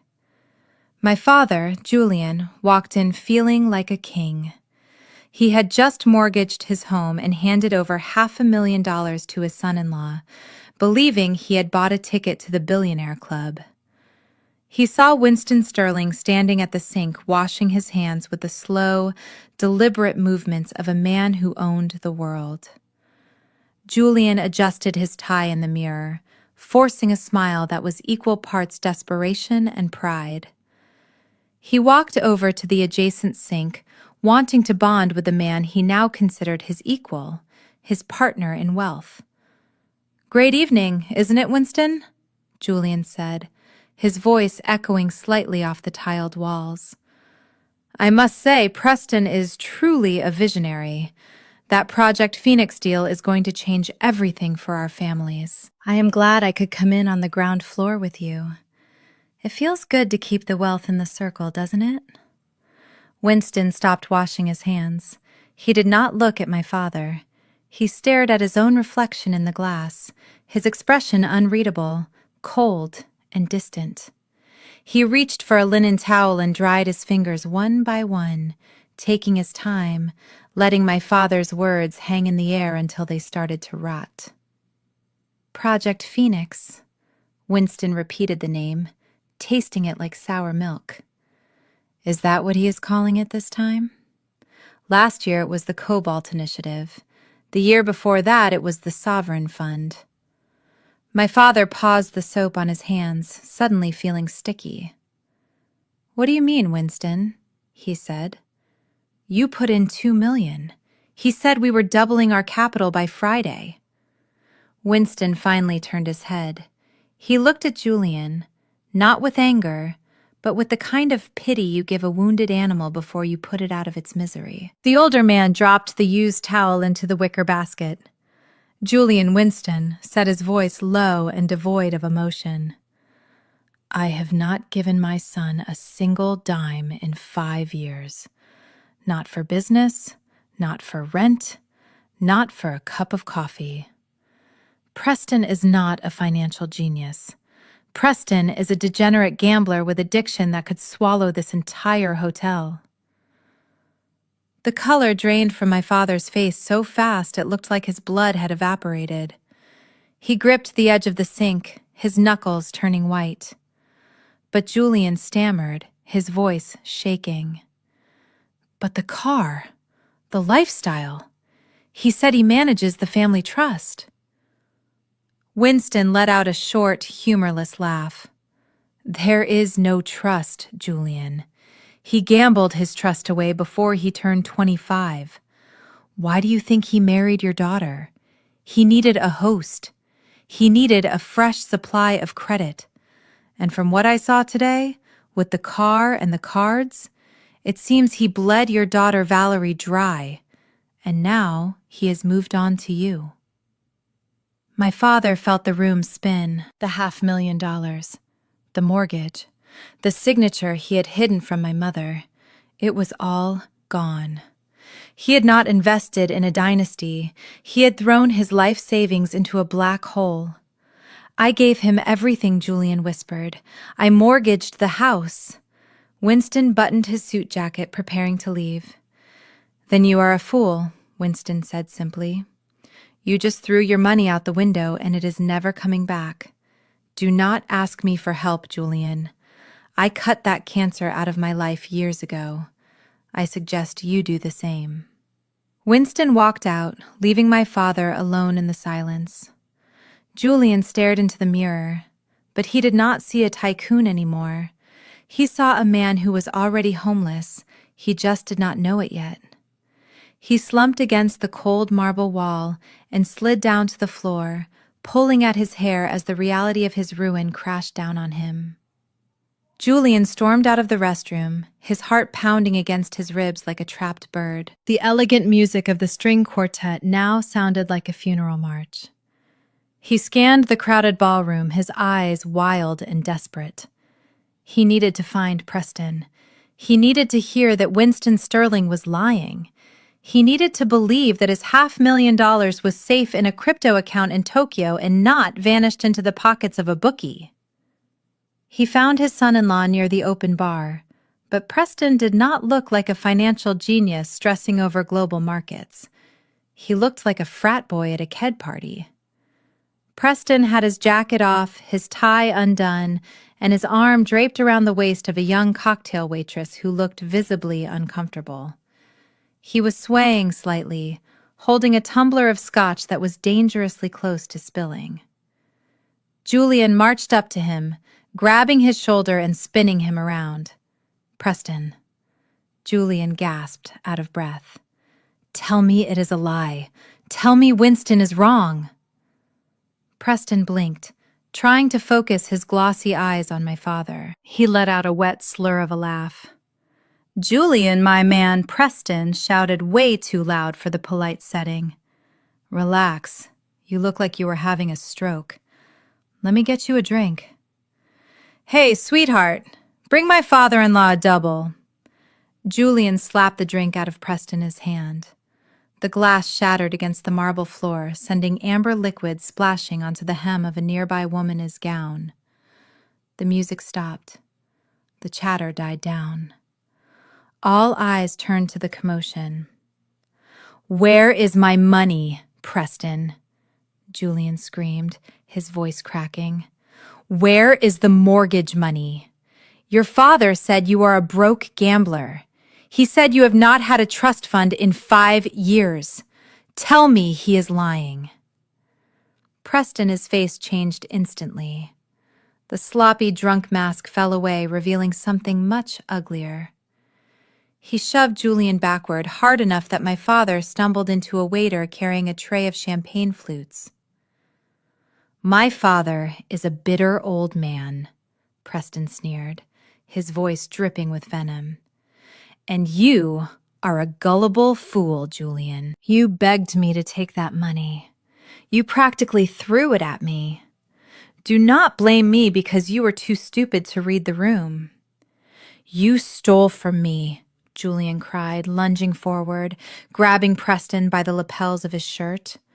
"I lost my house because of you." They grappled in the center of the room, a pathetic wrestling match between two men who had lost everything. Preston threw a clumsy punch that grazed Julian's cheek. A woman screamed. Suddenly, the sea of people parted. 4 large security guards materialized out of the crowd. They did not ask politely. 2 of them grabbed Preston, pinning his arms behind his back, while the other 2 restrained my father. "Get off me! Do you know who I am?" Preston screamed, spitting as he yelled. "I am a Sterling. I bought this hotel." "Sir, you are trespassing," the head of security said, his voice calm and final. "You need to leave the premises immediately, or we will call the police." They dragged them toward the exit. My father was crying now, begging the guards to listen, begging someone to help him. Preston was cursing, kicking at the air. It was a spectacle of absolute humiliation. High above on the VIP balcony, I watched the scene unfold. I stood in the shadows, holding a glass of vintage Pinot Noir. The mayor stood beside me, looking down with a frown. "Is that your family, Valerie?" he asked quietly. I took a sip of the wine, savoring the complex notes of dark cherry and victory. I looked down at the tiny figures being thrown out of the revolving doors into the cold night. "No, Mr. Mayor," I said softly, setting my glass on the railing. "That is just some bad investment I finally liquidated." I turned my back on the balcony and walked back into the warmth of the party, leaving them in the cold where they belonged. The morning of December 29th was unusually quiet inside the Wilson estate. It was the silence of a held breath. For 3 days, my father Julian had been pacing the hardwood floors, checking his phone every 30 seconds. He was waiting for the call from Preston. He was waiting to hear that the Project Phoenix deal had closed and that the $500,000 he had secretly borrowed against the house had miraculously turned into $1 million. but the phone never rang. Preston had gone radio silent. My mother Bernice was in the kitchen, arranging flowers, trying to pretend that they hadn't been thrown out of the gala like common criminals. She hummed a hymn to soothe her nerves, oblivious to the fact that the roof over her head no longer belonged to her. She thought the worst thing that had happened was a little social embarrassment. She had no idea she was sleeping inside a ticking time bomb. Then came the sound that haunts every homeowner in financial ruin. It wasn't a doorbell. It was a heavy, authoritative pounding on the front door. Thud, thud, thud. Bernice wiped her hands on her apron. "I will get it," she called out cheerily. "It is probably the caterer apologizing for the mix-up." She walked to the foyer, her heels clicking on the marble. She opened the massive oak door with a practiced smile, ready to accept an apology. But there was no caterer. Standing on the porch was a deputy sheriff with a thick neck and eyes that had seen too many evictions to care about her feelings.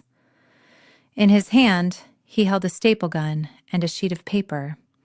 It was neon orange, the color of emergency, the color of shame. "Mrs. Wilson?" the deputy asked. "Yes," she answered, confused. "Foreclosure notice," the deputy said flatly. Before she could even protest, he slapped the orange paper against the dark wood of the door, right at eye level. Thwack! Thwack! The sound of the staples biting into the expensive wood echoed through the house like gunshots. Bernice stared at the paper. The words, printed in bold black letters, seemed to swim before her eyes. Notice of default. Immediate foreclosure proceedings. Auction date, January 1st. "Julian!" she screamed. It was a sound of pure primal terror. "Julian, come here!" My father ran into the hallway. When he saw the deputy walking back to his patrol car and the orange scar on his front door, his knees almost gave out. He grabbed the door frame to hold himself up. Bernice turned to him, her face pale as a ghost. "What is this, Julian? Why is the bank taking our house? We paid off the mortgage years ago. Valerie paid it off." Julian opened his mouth, but only a squeak came out. He looked at the floor, unable to meet his wife's eyes. He stammered. "I borrowed against it," Preston said. "He said he needed a bridge loan. He said he would pay it back double in 3 days."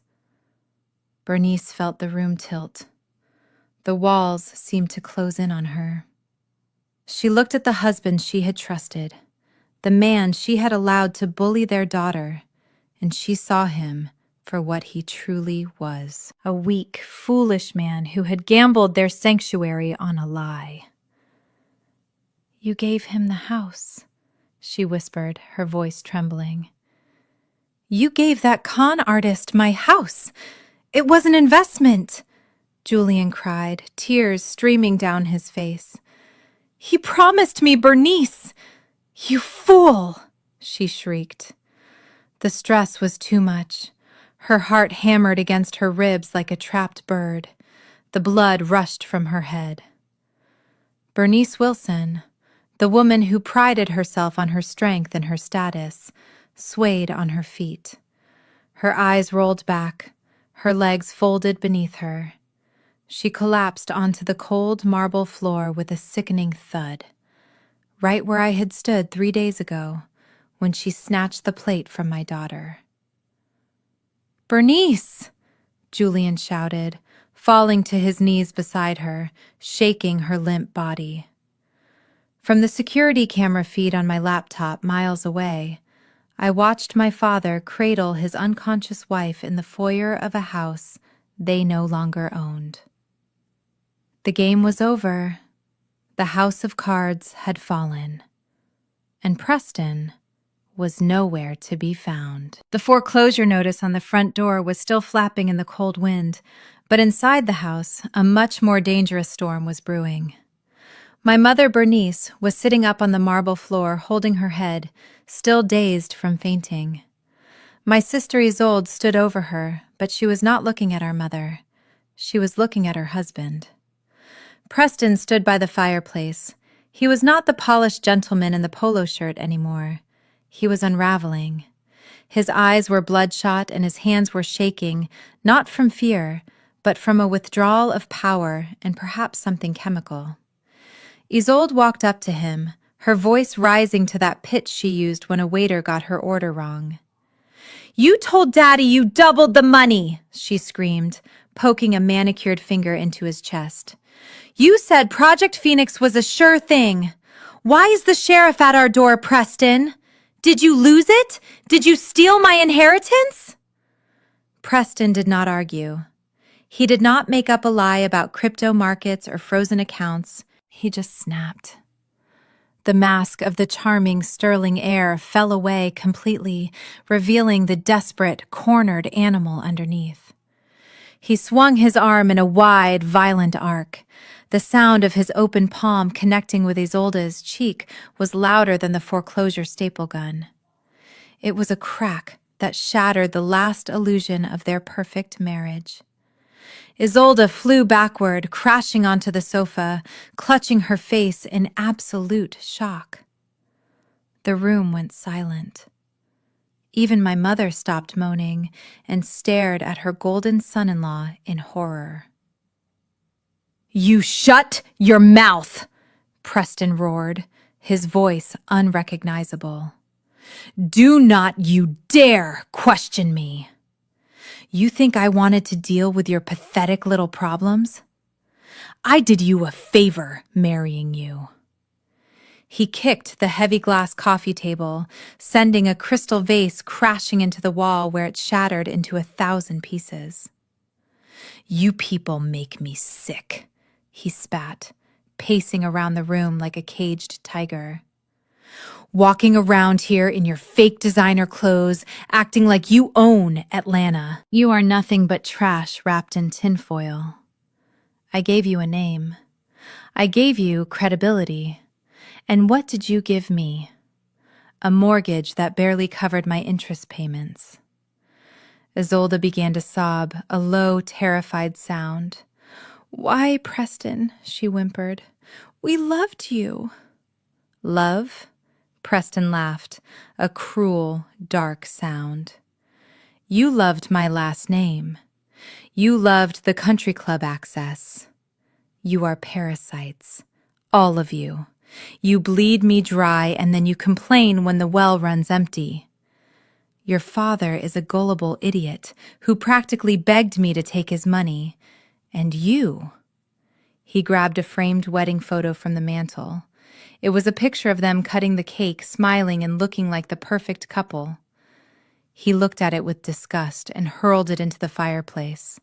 The glass broke and the frame cracked. "You are useless without my money," Preston sneered. "You have no talent. You have no job. You are just a weight around my neck. And now, because your sister decided to play God, I am drowning." He walked over to the liquor cabinet and swept his arm across the shelf. Bottles of expensive scotch and brandy crashed to the floor, creating a pool of broken glass and alcohol fumes. "I am going out," Preston announced, stepping over the wreckage. "Do not wait up. And if either of you calls the police, I will tell them you attacked me. Who do you think they will believe? The sterling heir? Or the family getting evicted for not paying their bills?" He stormed out of the room, leaving his wife and mother-in-law huddled together in the ruins of their living room, surrounded by the shards of their broken dreams. For the first time, they realized that the monster was not the bank. It was the man they had invited to dinner. The concierge called up to my suite at 10 in the morning, his voice hushed and apologetic. He told me there was a woman in the lobby causing a disturbance, claiming to be my mother. I told him to send her up. I did not do it out of kindness. I did it because I wanted her to see the view from the top before she hit rock bottom. When the elevator doors slid open, Bernice Wilson stepped out. She did not look like the grande dame of Buckhead anymore. Her signature Chanel suit was wrinkled as if she had slept in it. Her eyes, usually sharp and critical, were swollen shut from crying. She looked small. She looked defeated. "Valerie," she choked out, rushing toward me with her arms outstretched. "Oh, thank God! I knew you would not abandon us. I knew you were still my good girl." She tried to embrace me, to wrap me in the same arms that had pushed me away for 30 years. I took a step back, my movement sharp and precise.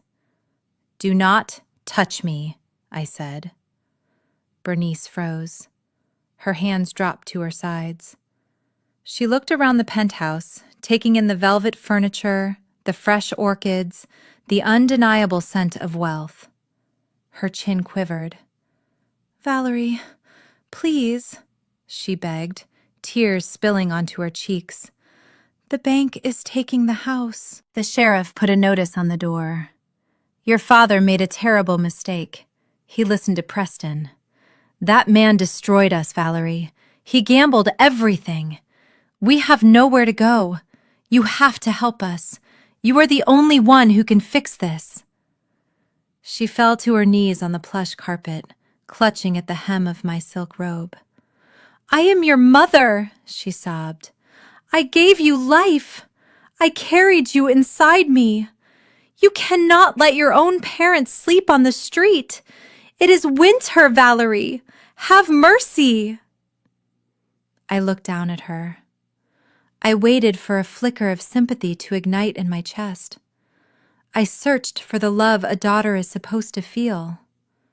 I found nothing, just a cold, empty space where my heart used to be. I walked over to the floor-to-ceiling window and looked out at the city covered in snow. "Get up, Bernice," I said without turning around. "You are ruining the aesthetic of my living room." She scrambled to her feet, wiping her face. "So you will help us? You will pay off the loan?" I turned around slowly. "Do you remember Christmas Eve, Mother?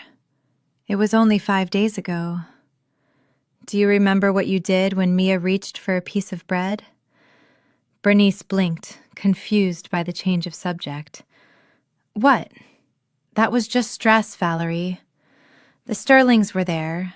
I was trying to make a good impression." "You snatched the plate out of a 7-year-old's hands," I said, my voice rising just enough to cut through her excuses. "You told us to go sit in the garage because we were not good enough to eat with your guests. You chose appearances over your own grandchild. You chose your precious reputation over my dignity." "I did what I thought was best for the family," Bernice cried, wringing her hands. "No," I corrected her. "You did what was best for your ego. You wanted to look rich so badly that you treated your actual blood like trash." "Well, congratulations, Mother. You got what you wanted. You are free of us." I walked to the door and held it open. "Valerie, please," she whispered. "We have nothing left. We have no money. We have no friends. All we have is our name." I smiled. It was a smile that did not reach my eyes. "Then I suggest you take that name down to the bank," I said. "Walk up to the teller and deposit all that pride you sacrificed us for. Deposit your precious reputation. See if your dignity covers the mortgage payment, because my checkbook is closed." "But where will we go?" she wailed. "I do not know," I said. "Maybe you should try the garage. I hear it has a heater." I closed the door in her face. I listened to her sobbing on the other side for a moment before the security guards gently escorted her away. I went back to the window. It was starting to snow again, and for the first time in my life, I felt completely warm. The living room of the Wilson estate felt like a tomb. The heat had been turned down to save money, and the air was thick with the chill of impending ruin. My father, Julian, sat in his leather armchair staring at his hands as if they belonged to a stranger. He was a broken man, a shell of the patriarch who had barked orders at me just days ago. In the corner, my mother, Bernice, wept softly, clutching a rosary, but her prayers were not being answered. Preston paced back and forth in front of the fireplace, his shadow dancing wildly against the wall. He was manic. The desperation had stripped away his polished veneer, leaving behind something feral and dangerous. He needed a lifeline. He needed cash to pay off the sharks circling his own debts before they broke his knees. Suddenly he stopped. His eyes widened with a dark, feverish inspiration. He spun around to face my father. "The trust fund, Preston," whispered, his voice raspy. Julian looked up, his eyes dull and lifeless. "What are you talking about?" "Your mother," Preston said, walking quickly to the chair. "Grandma Rose. She left a trust fund for Valerie. I saw the paperwork years ago when I was snooping through her files. It was set to mature when she turned 30. Julian shook his head slowly. "Valerie controls that. We cannot touch it." Preston knelt down beside my father, gripping the armrest of the chair until his knuckles turned white. "She has not touched it," Julian Preston hissed. "I checked the bank logs. It is sitting there, dormant. It has been accumulating interest for a decade. There must be at least $300,000 in there, maybe more. That is enough to stop the foreclosure. That is enough to save us." Julian blinked. 300,000? It was a number that sounded like salvation. But then reality set in. "It is in her name, Preston," Julian said, his voice weak. "We cannot access it." Preston smiled, and it was the most terrifying expression my father had ever seen. It was the smile of a man who had crossed the line of morality and was looking for company. "We do not need her permission," Preston said softly. "We just need her signature. And you know her signature, Julian. You taught her how to write. You have seen it on 1,000 report cards and the corporate seal, the physical stamp she uses for official documents. I bet she left it in her old office here. She left in such a hurry she probably forgot it." Julian pulled back, horrified. "You want me to forge my daughter's signature? That is a felony, Preston. That is prison time." Preston laughed, a sharp, barking sound. "Prison?" he mocked. "You know what is a prison, Julian? Being homeless. Watching your wife sleep in a shelter because you were too scared to do what was necessary. And besides, is it really stealing? We raised her. We fed her. We clothed her. That money belongs to this family. She owes us a reimbursement. We are just taking what is rightfully ours." He leaned in closer, his voice dropping to a seductive whisper. "Just one check, Julian. We backdate it. We deposit it tonight via mobile app. By tomorrow morning, the house is saved. And Valerie is so rich, she will not even notice a few $100,000 missing. It is pocket change to her." Julian looked at Bernice, shivering in the corner. He looked at the luxury walls he was about to lose. The fear of poverty outweighed his conscience. He looked at Preston and slowly nodded. "Where is the seal?" Julian asked, his voice barely a whisper. Preston stood up triumphantly. "Let us go to her old office," he said. "It is time to make a withdrawal." The wind on the night of December 29th cut through the parking lot of the desolate office park like a knife made of ice. My father. Julian pulled the collar of his coat up around his ears, his breath forming nervous clouds in the freezing air. He looked at the nondescript brick building in front of him. It was the old satellite office where I used to handle paperwork for my startups before I moved headquarters to the skyline. To Julian, it looked like just another empty building. To Preston, it looked like a treasure chest waiting to be cracked open. Preston walked ahead, his movements jerky and agitated. He held a heavy flashlight in one hand and a crowbar in the other, though he prayed he would not have to use it. He reached the rear service door and shone the light on the keypad. "Do you remember the code Julian Preston hissed over his shoulder? You visited her here once to borrow money for the country club dues. What was the code?" Julian wiped his sweating palms on his pants. He felt sick. His heart was hammering a frantic rhythm against his ribs. This was not borrowing. This was not a gray area. This was breaking and entering. "I think it was her birthday," Julian whispered. "Or maybe Mia's birthday. Try 0712. Preston punched the numbers in. The buttons beeped loud in the silence. 1, 2, 3, 4. The light on the lock blinked red. Denied. "Damn it," Preston cursed, kicking the door. "Think, Julian. Think if you want to sleep in a bed next week." Julian closed his eyes, trying to channel the daughter he had ignored for so long. He remembered the day I opened this office. I had called him proud of my first lease. He had been too busy watching a football game to listen. "Try the day she graduated," Julian said softly. "The day we did not go to her ceremony." 0515. Preston rolled his eyes but typed the numbers. 0, 5, 1, 5. Click. The light turned green. The heavy lock disengaged with a mechanical groan that sounded like a jaw opening.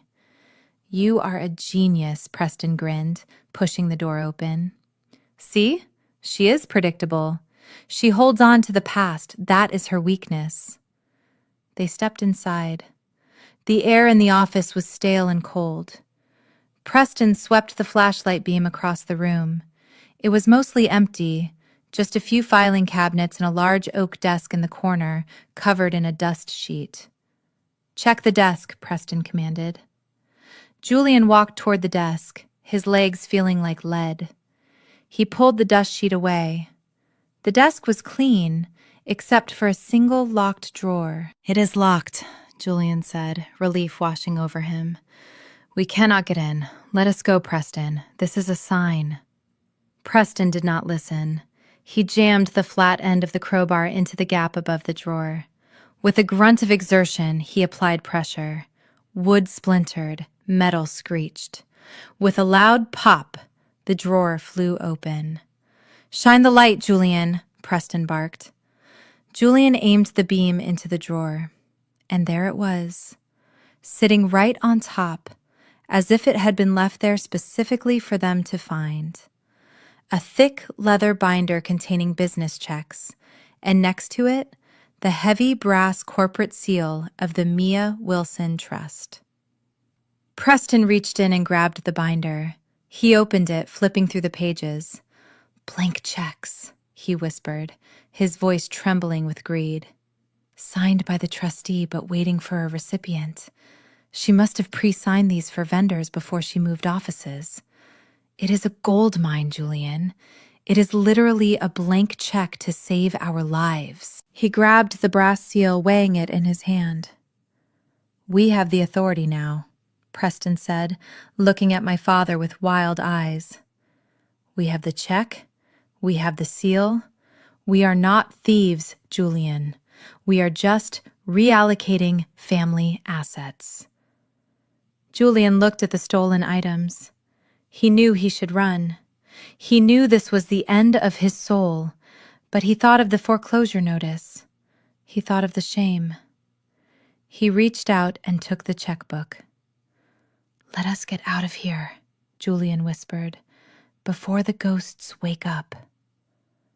They turned and ran back into the night, clutching their loot, thinking they had pulled off the heist of the century. They did not notice the tiny red light of the motion sensor blinking in the corner. They did not know that the alarm was silent, and they certainly did not know that I had left those checks there 2 days ago, knowing exactly who would come looking for them. The control room was bathed in the cool blue glow of a dozen high-definition monitors. It was quiet here, a stark contrast to the chaotic desperation playing out on the screens in front of us. I sat with my legs crossed, holding a cup of herbal tea that was still steaming.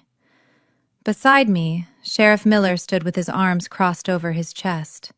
His eyes narrowed as he watched the two figures fumbling around in the dark office on screen 3. On the monitor, my father, Julian, looked like a ghost. The night vision camera turned his skin a sickly gray, and his eyes were wide, frantic white circles. He was holding the flashlight with a shaking hand, while Preston hunched over the desk like a vulture picking at a carcass. We watched Preston pry open the drawer. We watched the wood splinter. The audio feed picked up every sound, the grunt of exertion, the snap of the lock, the heavy breathing of two men who were about to throw their lives away. Sheriff Miller leaned forward, his hand instinctively moving to the radio clipped to his belt. "That is breaking and entering, Ms. Wilson. We have them on tape destroying property and trespassing. That is enough to book them right now. My boys are parked around the corner. We can have them in cuffs in 30 seconds. I reached out and placed my hand gently on the sheriff's forearm. It was a light touch, but it stopped him cold. "No, Sheriff. Not yet." Miller looked at me confused. "What are we waiting for? They have the checkbook. They are stealing from you. If you arrest them now, it is just burglary," I said, my voice soft and devoid of mercy. Maybe they get probation. Maybe my father pleads ignorance and says he lost his key. A good lawyer could spin this as a family misunderstanding. That is not justice, Sheriff. That is a nuisance. I pointed at the screen. "Look. Preston is handing him the pen. Watch his hand." On the screen, Julian hesitated. For a second, I thought he might stop. I thought he might remember the daughter he was robbing. I thought he might remember the values he claimed to teach me. But then he uncapped the pen. He pressed the tip to the paper. He began to write. He was not just signing a check. He was signing a confession.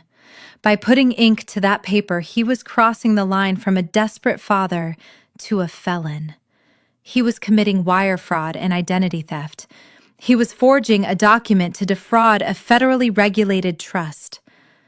I watched the pixels on the screen as he finished the signature. I watched Preston hand him the heavy brass seal. I waited until I saw the downward motion of the stamp. Thud. The seal was set. The crime was complete. There was no going back now. They had walked into the cage and locked the door themselves. I took a sip of my tea and leaned back in the leather chair. A smile touched my lips. It was not a happy smile. It was the smile of a chess player who just watched their opponent walk into a mate in one. "Now, Sheriff," I said, setting my cup down on the console. "Now you can go get them. Make sure the sirens are loud. I want them to know exactly when their luck ran out." The crystal chandeliers in the grand ballroom of the Wilson estate blazed with a desperate, blinding intensity on New Year Eve. It was a light meant to banish the shadows of foreclosure and the cold reality of the orange notice that Julian had scraped off the front door only hours earlier. The house smelled of expensive lilies and denial. Julian and Preston had decided to throw the party of the century, not because they had something to celebrate, but because they needed to prove to the world, and perhaps to themselves, that they were still the kings of Atlanta. Julian moved through the crowd of 50 guests with the frantic, manic energy of a man who had just cheated the executioner. He wore his tuxedo like armor.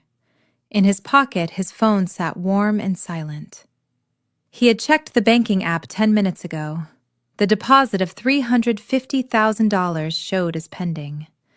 To a desperate man, pending meant safe. He believed the lie Preston had fed him. He believed that the check they had stolen from my office was the magic key that had unlocked their salvation. "Drink up, everyone!" Julian shouted, his voice booming a little too loud over the jazz band. "There is plenty more in the cellar. The Wilsons are not going anywhere. We are just getting started." He poured champagne with a shaking hand, spilling foam onto the polished floor. He laughed at jokes that were not funny, clapping Winston Sterling on the back. Winston, who had only come to watch the train wreck, recoiled slightly. But Julian did not notice. He was high on the adrenaline of his crime. In the corner near the piano, Preston held court. He looked smug. He had convinced himself that he was a tactical genius. He told a circle of admiring women that he had just closed a massive deal in Hong Kong. "It was a little touch and go for a moment," Preston bragged, swirling his scotch. "But you know what they say. Fortune favors the bold." "We had to move some assets around, but the portfolio is stronger than ever."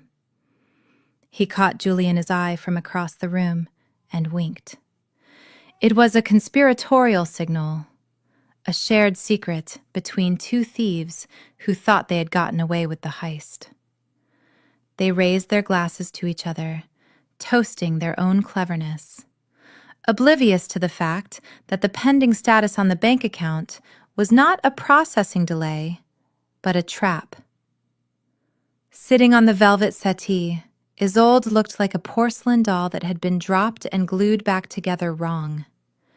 She wore a high-necked dress to hide any marks on her throat, and her makeup was applied with surgical precision. Layers of thick concealer and color corrector plastered her left cheekbone, hiding the purple and yellow bruise where Preston had struck her 3 days ago. Her smile was painted on. Her eyes were dead. "Isolde, darling, you look lovely," a guest chirped, leaning in for a kiss on the cheek. Isolde flinched, pulling back sharply. "Oh, thank you," she stammered, touching her face protectively. "I am just a little tired. It has been such a busy holiday season." She looked at Preston across the room. She hated him. She feared him. But mostly, she was paralyzed by the lie they were all living. She knew they had stolen the money. She knew her father had committed a felony.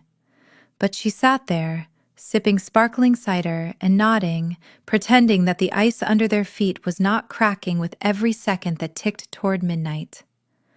The grandfather clock in the hall began to chime. 11:59. "Everyone grab a glass!" Julian yelled, his face flushed and sweating. "The countdown is starting. 10, 9, 8. Julian wrapped his arm around Bernice, who looked dazed and medicated. Preston walked over and gripped Isolde's shoulder, his fingers digging into her skin, a silent warning to keep smiling. 3, 2, 1. Happy New Year!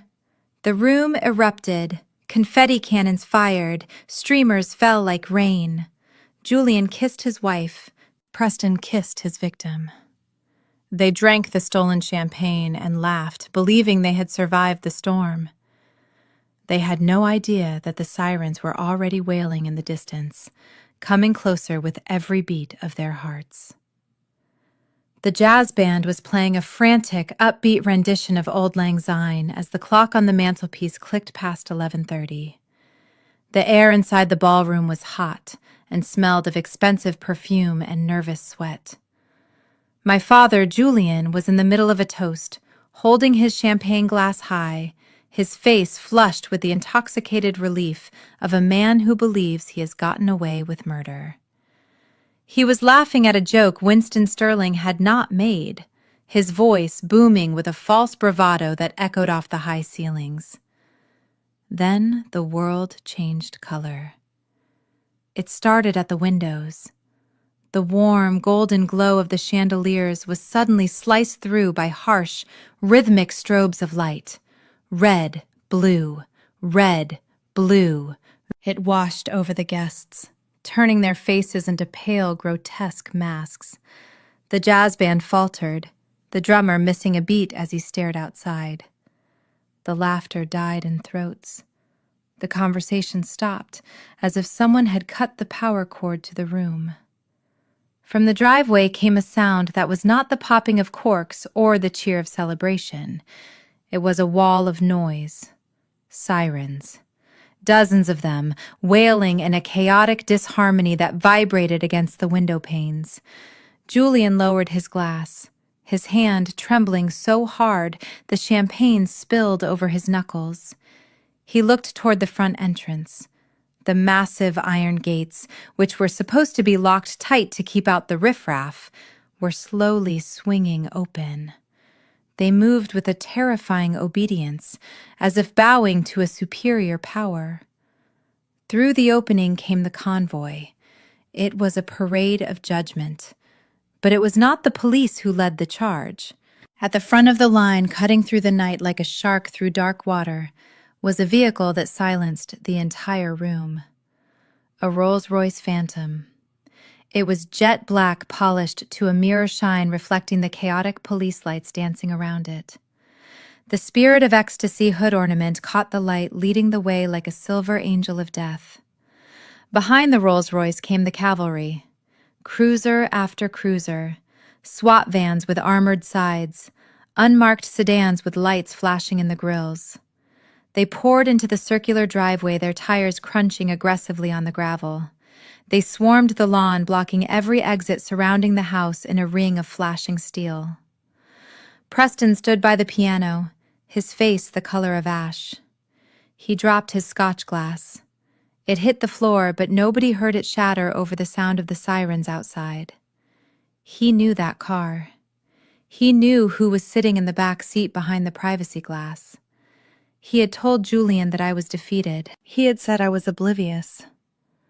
Now he was staring at a $600,000 symbol of my absolute control. The convoy came to a halt. The sirens cut off simultaneously, leaving a ringing silence that was even louder than the noise had been. The engines hummed a low, menacing growl. My father took a step back, bumping into a waiter. He looked at the front door, the same door he had scraped the foreclosure notice off of hours ago. He looked at Preston. For the first time all night, the delusion shattered. The pending deposit was not coming. The crypto deal was a lie. The only thing that was real was the black car sitting in his driveway and the army of law enforcement standing behind it, waiting for the command to breach. Inside the Rolls-Royce, I watched them through the tinted glass. I saw the terror in the windows. I saw the party die. I adjusted the lapel of my coat and signaled to the driver. It was time to go in. The clock was ticking toward midnight, but for my family, time had just run out. The heavy double doors of the foyer did not just open, they yielded. I stepped across the threshold into the house where I had been raised, and the silence that greeted me was heavy enough to crush bones. I did not look at my father, who was shaking by the punch bowl, his face the color of old paper. I did not look at my sister, hiding her bruised face behind a champagne flute. I walked straight through the crowd, my heels clicking a sharp military rhythm on the floor. The police officers flanked me, but they did not touch me. They were my escort, not my captors. I stopped in front of the massive 80-inch television mounted above the fireplace. It was playing a loop of a burning Yule log, a fake fire to warm a fake family. I reached into my coat pocket and pulled out my phone. I did not speak.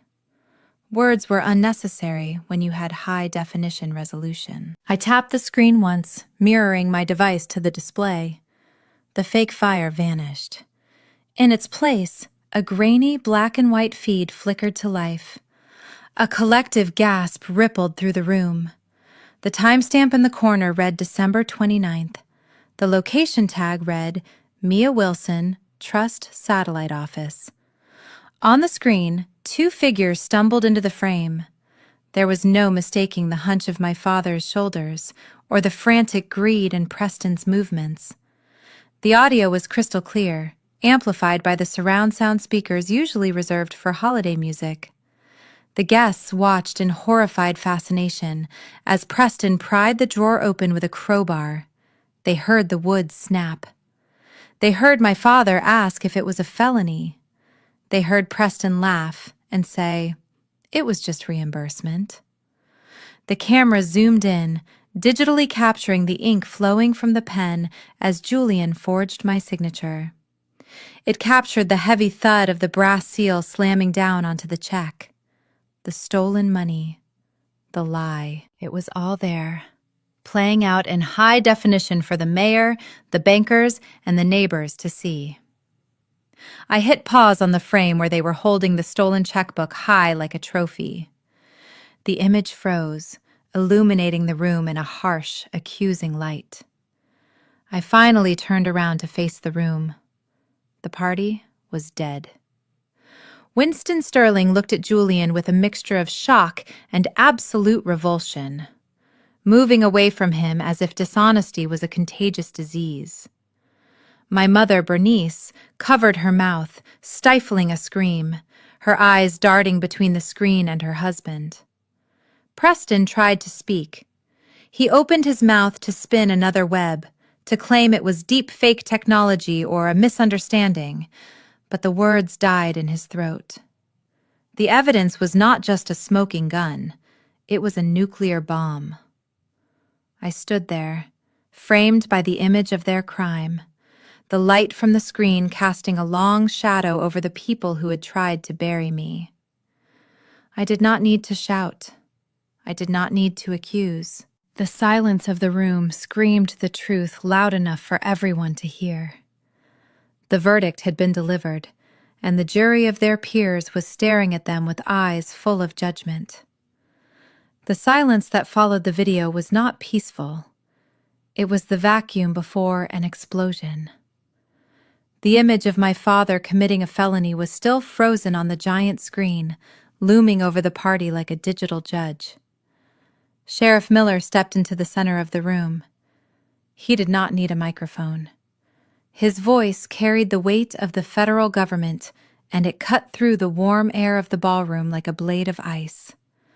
"Preston Sterling," the sheriff announced, his hand resting on his holster. "You are under arrest for federal wire fraud, aggravated identity theft, and grand larceny. Julian Wilson, you are under arrest for conspiracy to commit bank fraud and forgery." The words hung in the air.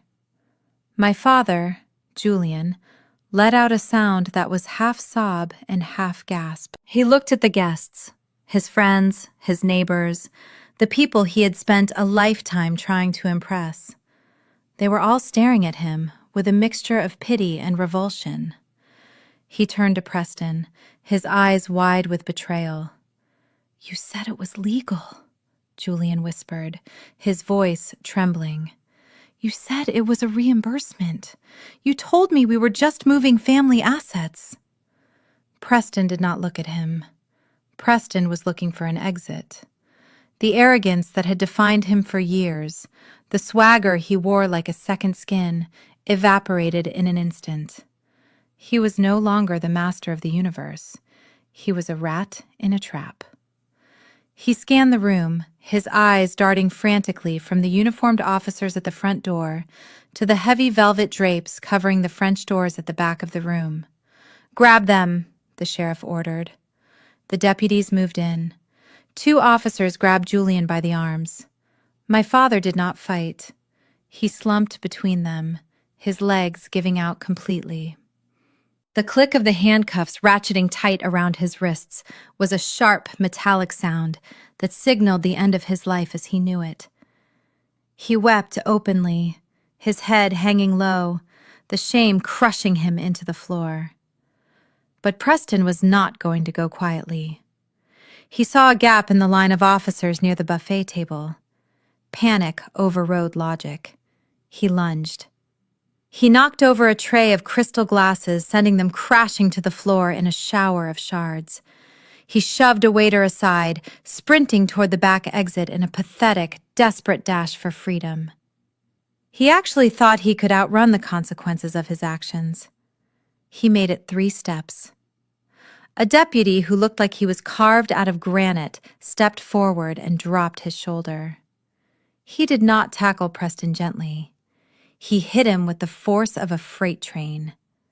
Preston flew backward, his feet leaving the ground. He landed hard on the polished marble floor. The breath left his body in a wheezing grunt. The impact was visceral. It was the physical manifestation of his entire life collapsing. He scrambled, trying to get up, slipping on the spilled champagne and the broken glass. He looked up, and for a split second, our eyes met. He was on his hands and knees, gasping for air, his tuxedo torn, his nose bleeding. "Stay down," the deputy roared, pressing a knee into Preston's back.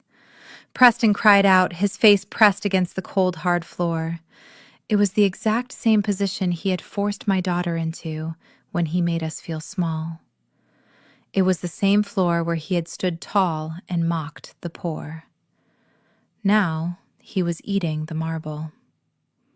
I walked over slowly, my heels clicking on the stone.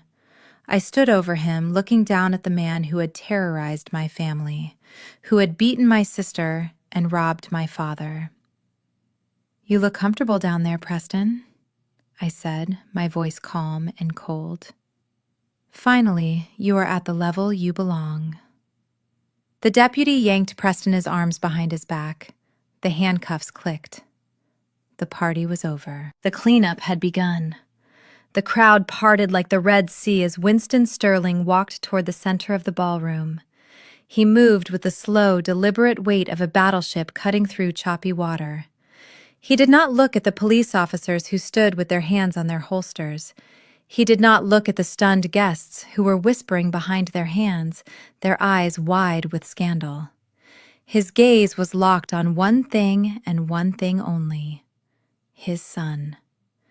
Preston lay on the marble floor, his cheek pressed against the cold stone, the handcuffs cutting into his wrists, his expensive tuxedo ruined by champagne and the filth of the floor. When Preston saw his father, a flicker of hope ignited in his eyes. It was a pathetic, desperate hope, the kind a child has when they wake up from a nightmare and call for their parents. He struggled against the deputy's grip, trying to lift his head.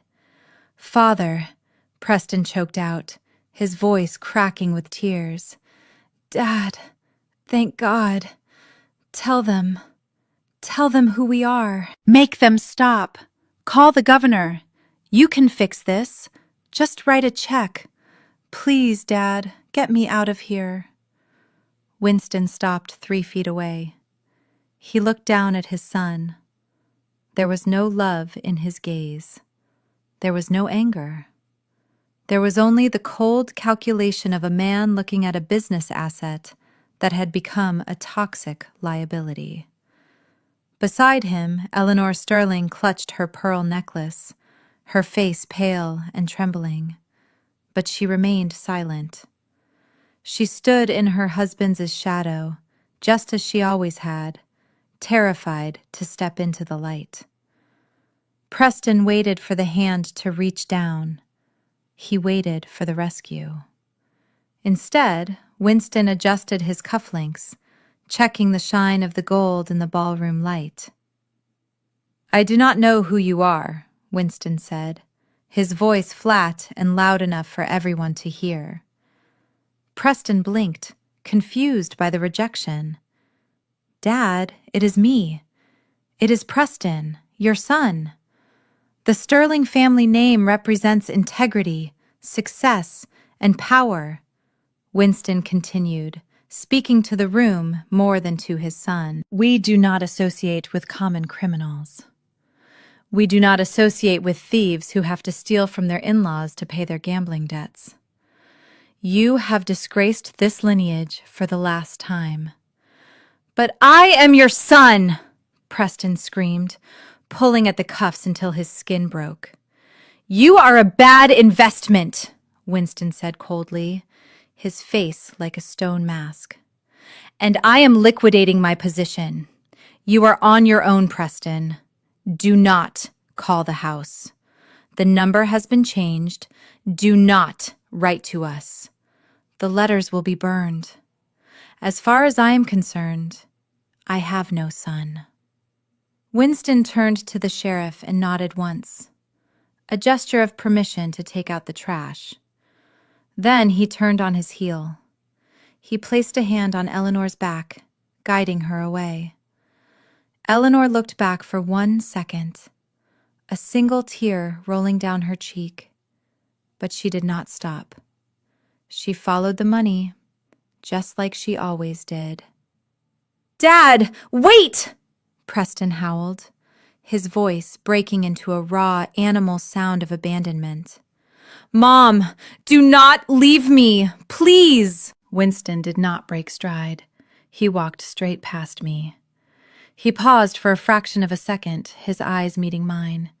He gave a barely perceptible nod, acknowledging the checkmate. Then he walked out of the double doors, leaving his son bleeding on the floor, screaming for a family that no longer existed. The silence he left behind was heavier than the handcuffs. Preston had lost his money, his freedom, and his wife. But in that moment, watching his father walk away without looking back, he lost the only thing that really mattered to him: his name. The grandfather clock in the hallway struck the final note of the year. Dong. Midnight. But there was no kiss. There was no clinking of champagne glasses. Instead, the first second of the new year was marked by the harsh mechanical slam of a police cruiser door closing on my father is weeping face. Julian Wilson. The man who thought he could steal his way to salvation watched the fireworks explode over the city through the metal mesh of a prisoner transport van. The sky lit up with brilliant bursts of red and gold, a celebration for the rest of the world, but a mocking farewell to his life of privilege. Inside the house, the party was over. The guests had fled, scrambling into their cars to escape the scandal, leaving behind half-empty glasses and the smell of fear. But for my mother, Bernice, and my sister Isolde, the nightmare was just beginning. The sheriff stood by the front door holding a heavy roll of yellow tape and a padlock that looked like a fist. You need to vacate the premises immediately, the officer said, his voice devoid of sympathy. This property is now under the control of the bank and the Federal Evidence Unit. You cannot stay here. You cannot pack a bag. You have to leave. Now. But where will we go? Bernice wailed, clutching her chest. It is freezing outside. We have no coats. We have no car. That is not my problem, Ma. The officer said, ushering them toward the threshold. You should have thought about that before your husband forged a federal document. Out! He pushed them gently but firmly out of the warmth of the foyer and into the biting winter wind. Bernice stumbled in her heels, clutching Isolde for support. Isolde was shivering violently, her thin silk dress offering no protection against the snow that was starting to fall again. Behind them came the sound that would haunt them forever. Bam! The massive oak door, the symbol of their status, the barrier they had used to keep the world out, slammed shut. Then came the scratching sound of the official seal being plastered across the wood. Sealed. Do not enter." They stood there on the front porch, shivering in the dark. The security lights clicked off, leaving them in the shadows. They walked slowly down the long, winding driveway, the snow crunching under their expensive, useless shoes. They reached the curb and stopped. Bernice looked around, bewildered. She looked at the closed gates. She looked at the dark windows of the mansion that was no longer hers. And then she looked down at her feet. "We are here," she whispered, her teeth chattering. "We are right here." They were standing in the slush on the side of the road. It was the exact same spot where they had forced me to park my Honda 5 days ago. It was the exact same spot where they had watched me buckle my daughter into a cold car and told me I was not good enough to eat their food. The universe had come full circle. They were standing in the footprint of their own cruelty. Isolde looked up at the sky. A final firework bloomed, a massive white chrysanthemum of light that illuminated her bruised face and her ruined makeup. She started to laugh, a high-pitched, broken sound that sounded like glass breaking. "Happy New Year, Mommy," Isolde whispered, her voice cracking. Bernice did not answer. She just stood there in the cold, staring at the closed gates, realizing that the family she had tried so hard to protect was gone, and the daughter she had thrown away was the only one who was warm tonight. The cold wind howled around them, and for the first time in their lives, there was no one coming to let them back in. The courthouse smelled of lemon floor polish and stale anxiety, a scent that sticks to the back of your throat long after you leave. It had been 30 days since the sirens lit up the winter sky at the Wilson estate. 30 days of depositions and evidence review that stripped away every layer of my family as pretense. Today was the final act. I sat in the back row, wearing a black trench coat, not hiding, but observing. The gallery was mostly empty. The fair-weather friends who had crowded the ballroom for the New Year Eve party were nowhere to be found. The Sterlings were notably absent. Preston sat alone at the defense table, and for the first time in his life, he looked exactly as small as he truly was. He was not wearing a tuxedo today. He was wearing a jumpsuit the color of a traffic cone, a harsh, bright orange that washed out his pale skin. His hair, usually gelled and styled, was limp and greasy. He kept turning around, looking at the heavy wooden doors, praying for his father to walk in with a high-powered lawyer to save him. But the doors remained closed. Winston Sterling meant what he said. He had liquidated his bad investment. The bailiff announced the arrival of the judge, and we all stood. Judge Harrison was a stern woman with glasses perched on the end of her nose. She shuffled the papers on her bench, the rustling sound echoing in the silence. She looked down at Preston over the rim of her spectacles. "Preston Sterling," she said, her voice devoid of emotion. "You have been found guilty of wire fraud, aggravated identity theft, and grand larceny. You preyed on your own family. You manipulated a desperate man into committing a crime to cover your own gambling debts. The court finds no remorse in your actions, only regret that you were caught." Preston began to shake his chains, rattling against the table. "I sentence you to 10 years in a federal penitentiary," the judge announced. "No possibility of parole for the first 5 years." The gavel came down with a crack that sounded like a gunshot. Preston put his head in his hands and sobbed, a raw, ugly sound that echoed off the high ceilings. He was not crying for the pain he caused. He was crying because he knew he would not survive a week in a place where his last name meant nothing. Then it was my father's turn. Julian Wilson stood up. He looked 20 years older than he had a month ago. His suit was too big for him, hanging off his shrunken frame. He gripped the table to keep from falling over. "Julian Wilson," the judge said, her tone shifting from anger to pity. "You were a foolish man, led astray by greed and pride. You betrayed your daughter and forged a federal document. However, the court recognizes that you were manipulated by a predator." My father looked up, hope flickering in his eyes. "I am sentencing you to 5 years of probation," the judge ruled. "You will not go to prison today." Julian let out a breath, a sob of relief. But the judge was not finished. "However," she continued, "you must make full restitution to the Mia Wilson Trust. The court is seizing your pension, your 401k, and all remaining personal assets to repay the stolen funds and the legal fees. You are avoiding a cell, Mr. Wilson, but you are leaving this courtroom with nothing but the clothes on your back. You are bankrupt in finance and in reputation." The gavel struck again. Final. Irreversible.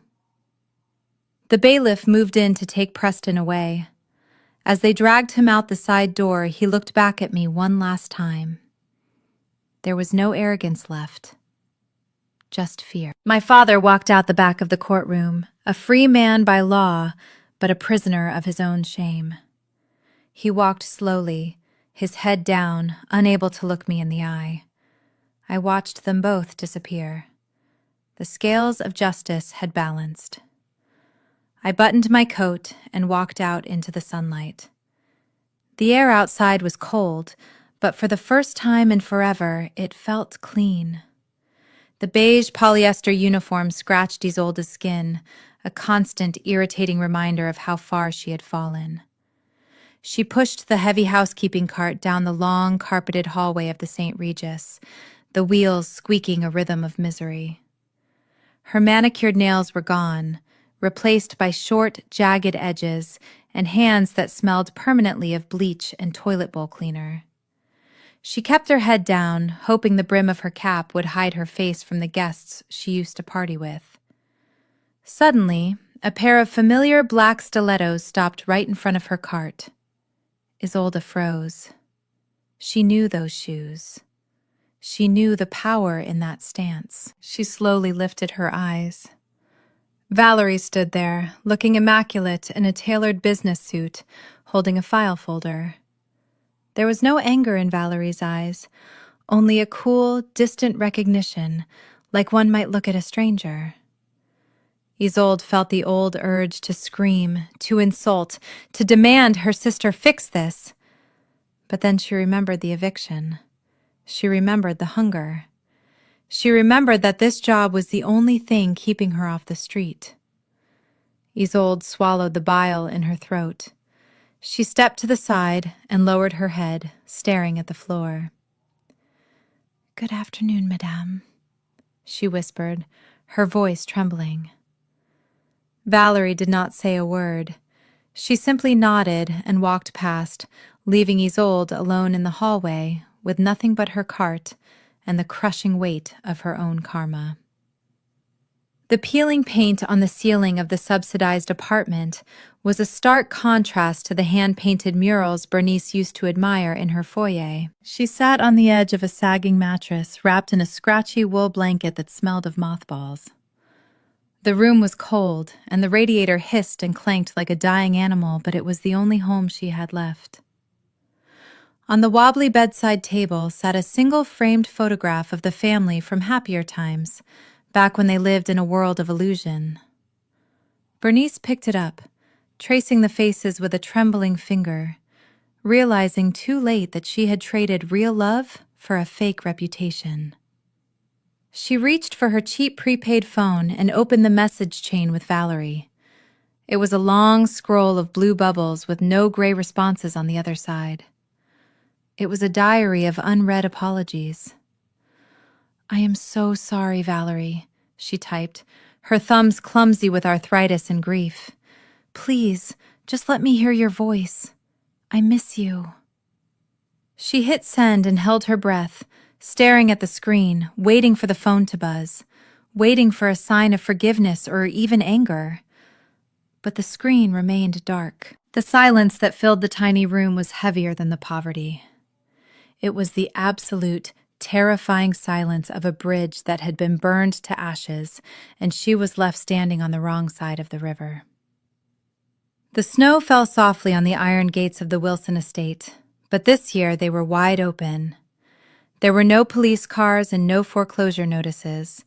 There was only a new sign hanging above the entrance, painted in warm, inviting gold letters that read, "Mia is Haven."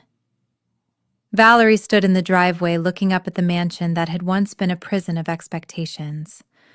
She had bought the deed back from the bank not to reclaim her past, but to rewrite the future. She did not move into the master suite. Instead, she filled the rooms with cribs and warm blankets. Through the large bay window, she could see the dining room. It was no longer a place where grandfathers rejected their kin. It was filled with young mothers holding their babies, women who had been cast out by their own families, just as she had been. They were eating a hot meal in safety. Valerie wrapped her coat tighter and smiled. She had turned the site of her greatest humiliation into a sanctuary. The house was finally serving a higher purpose. It was no longer a monument to vanity. It was a home. The ceremony was over, and the media had gone, leaving only the soft glow of the porch lights reflecting on the snow. I stood at the top of the stairs, watching the women inside the foyer laughing and sharing stories. It was the sound of a home healing itself. Then I saw movement at the edge of the driveway. Standing outside the iron gates was a solitary figure, wrapped in a thin gray coat. It was Bernice. She was clutching the bars, looking in at the warmth she could no longer touch. Her face was a map of regret and longing. For a moment, the wind seemed to stop. We locked eyes across the expanse of the snowy lawn. I waited for the anger to rise, but it did not come. There was only a quiet, hollow pity. I did not wave. I did not invite her in. Instead, I offered her a single, slow nod.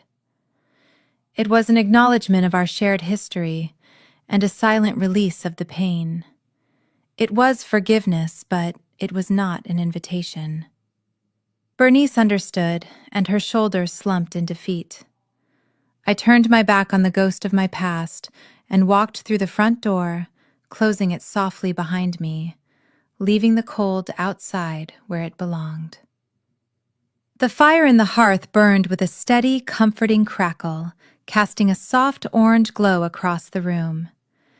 It was not the suffocating heat of the Wilson estate, where every flame felt like it was burning up money.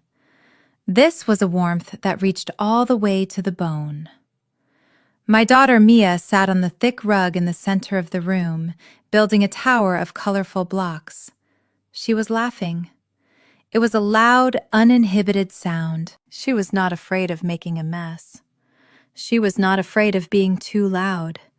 She was just a child being a child, safe in a home where she was the priority. Sitting on the floor next to her was Daniel. He was stacking the blocks with the steady hands of a pediatric surgeon.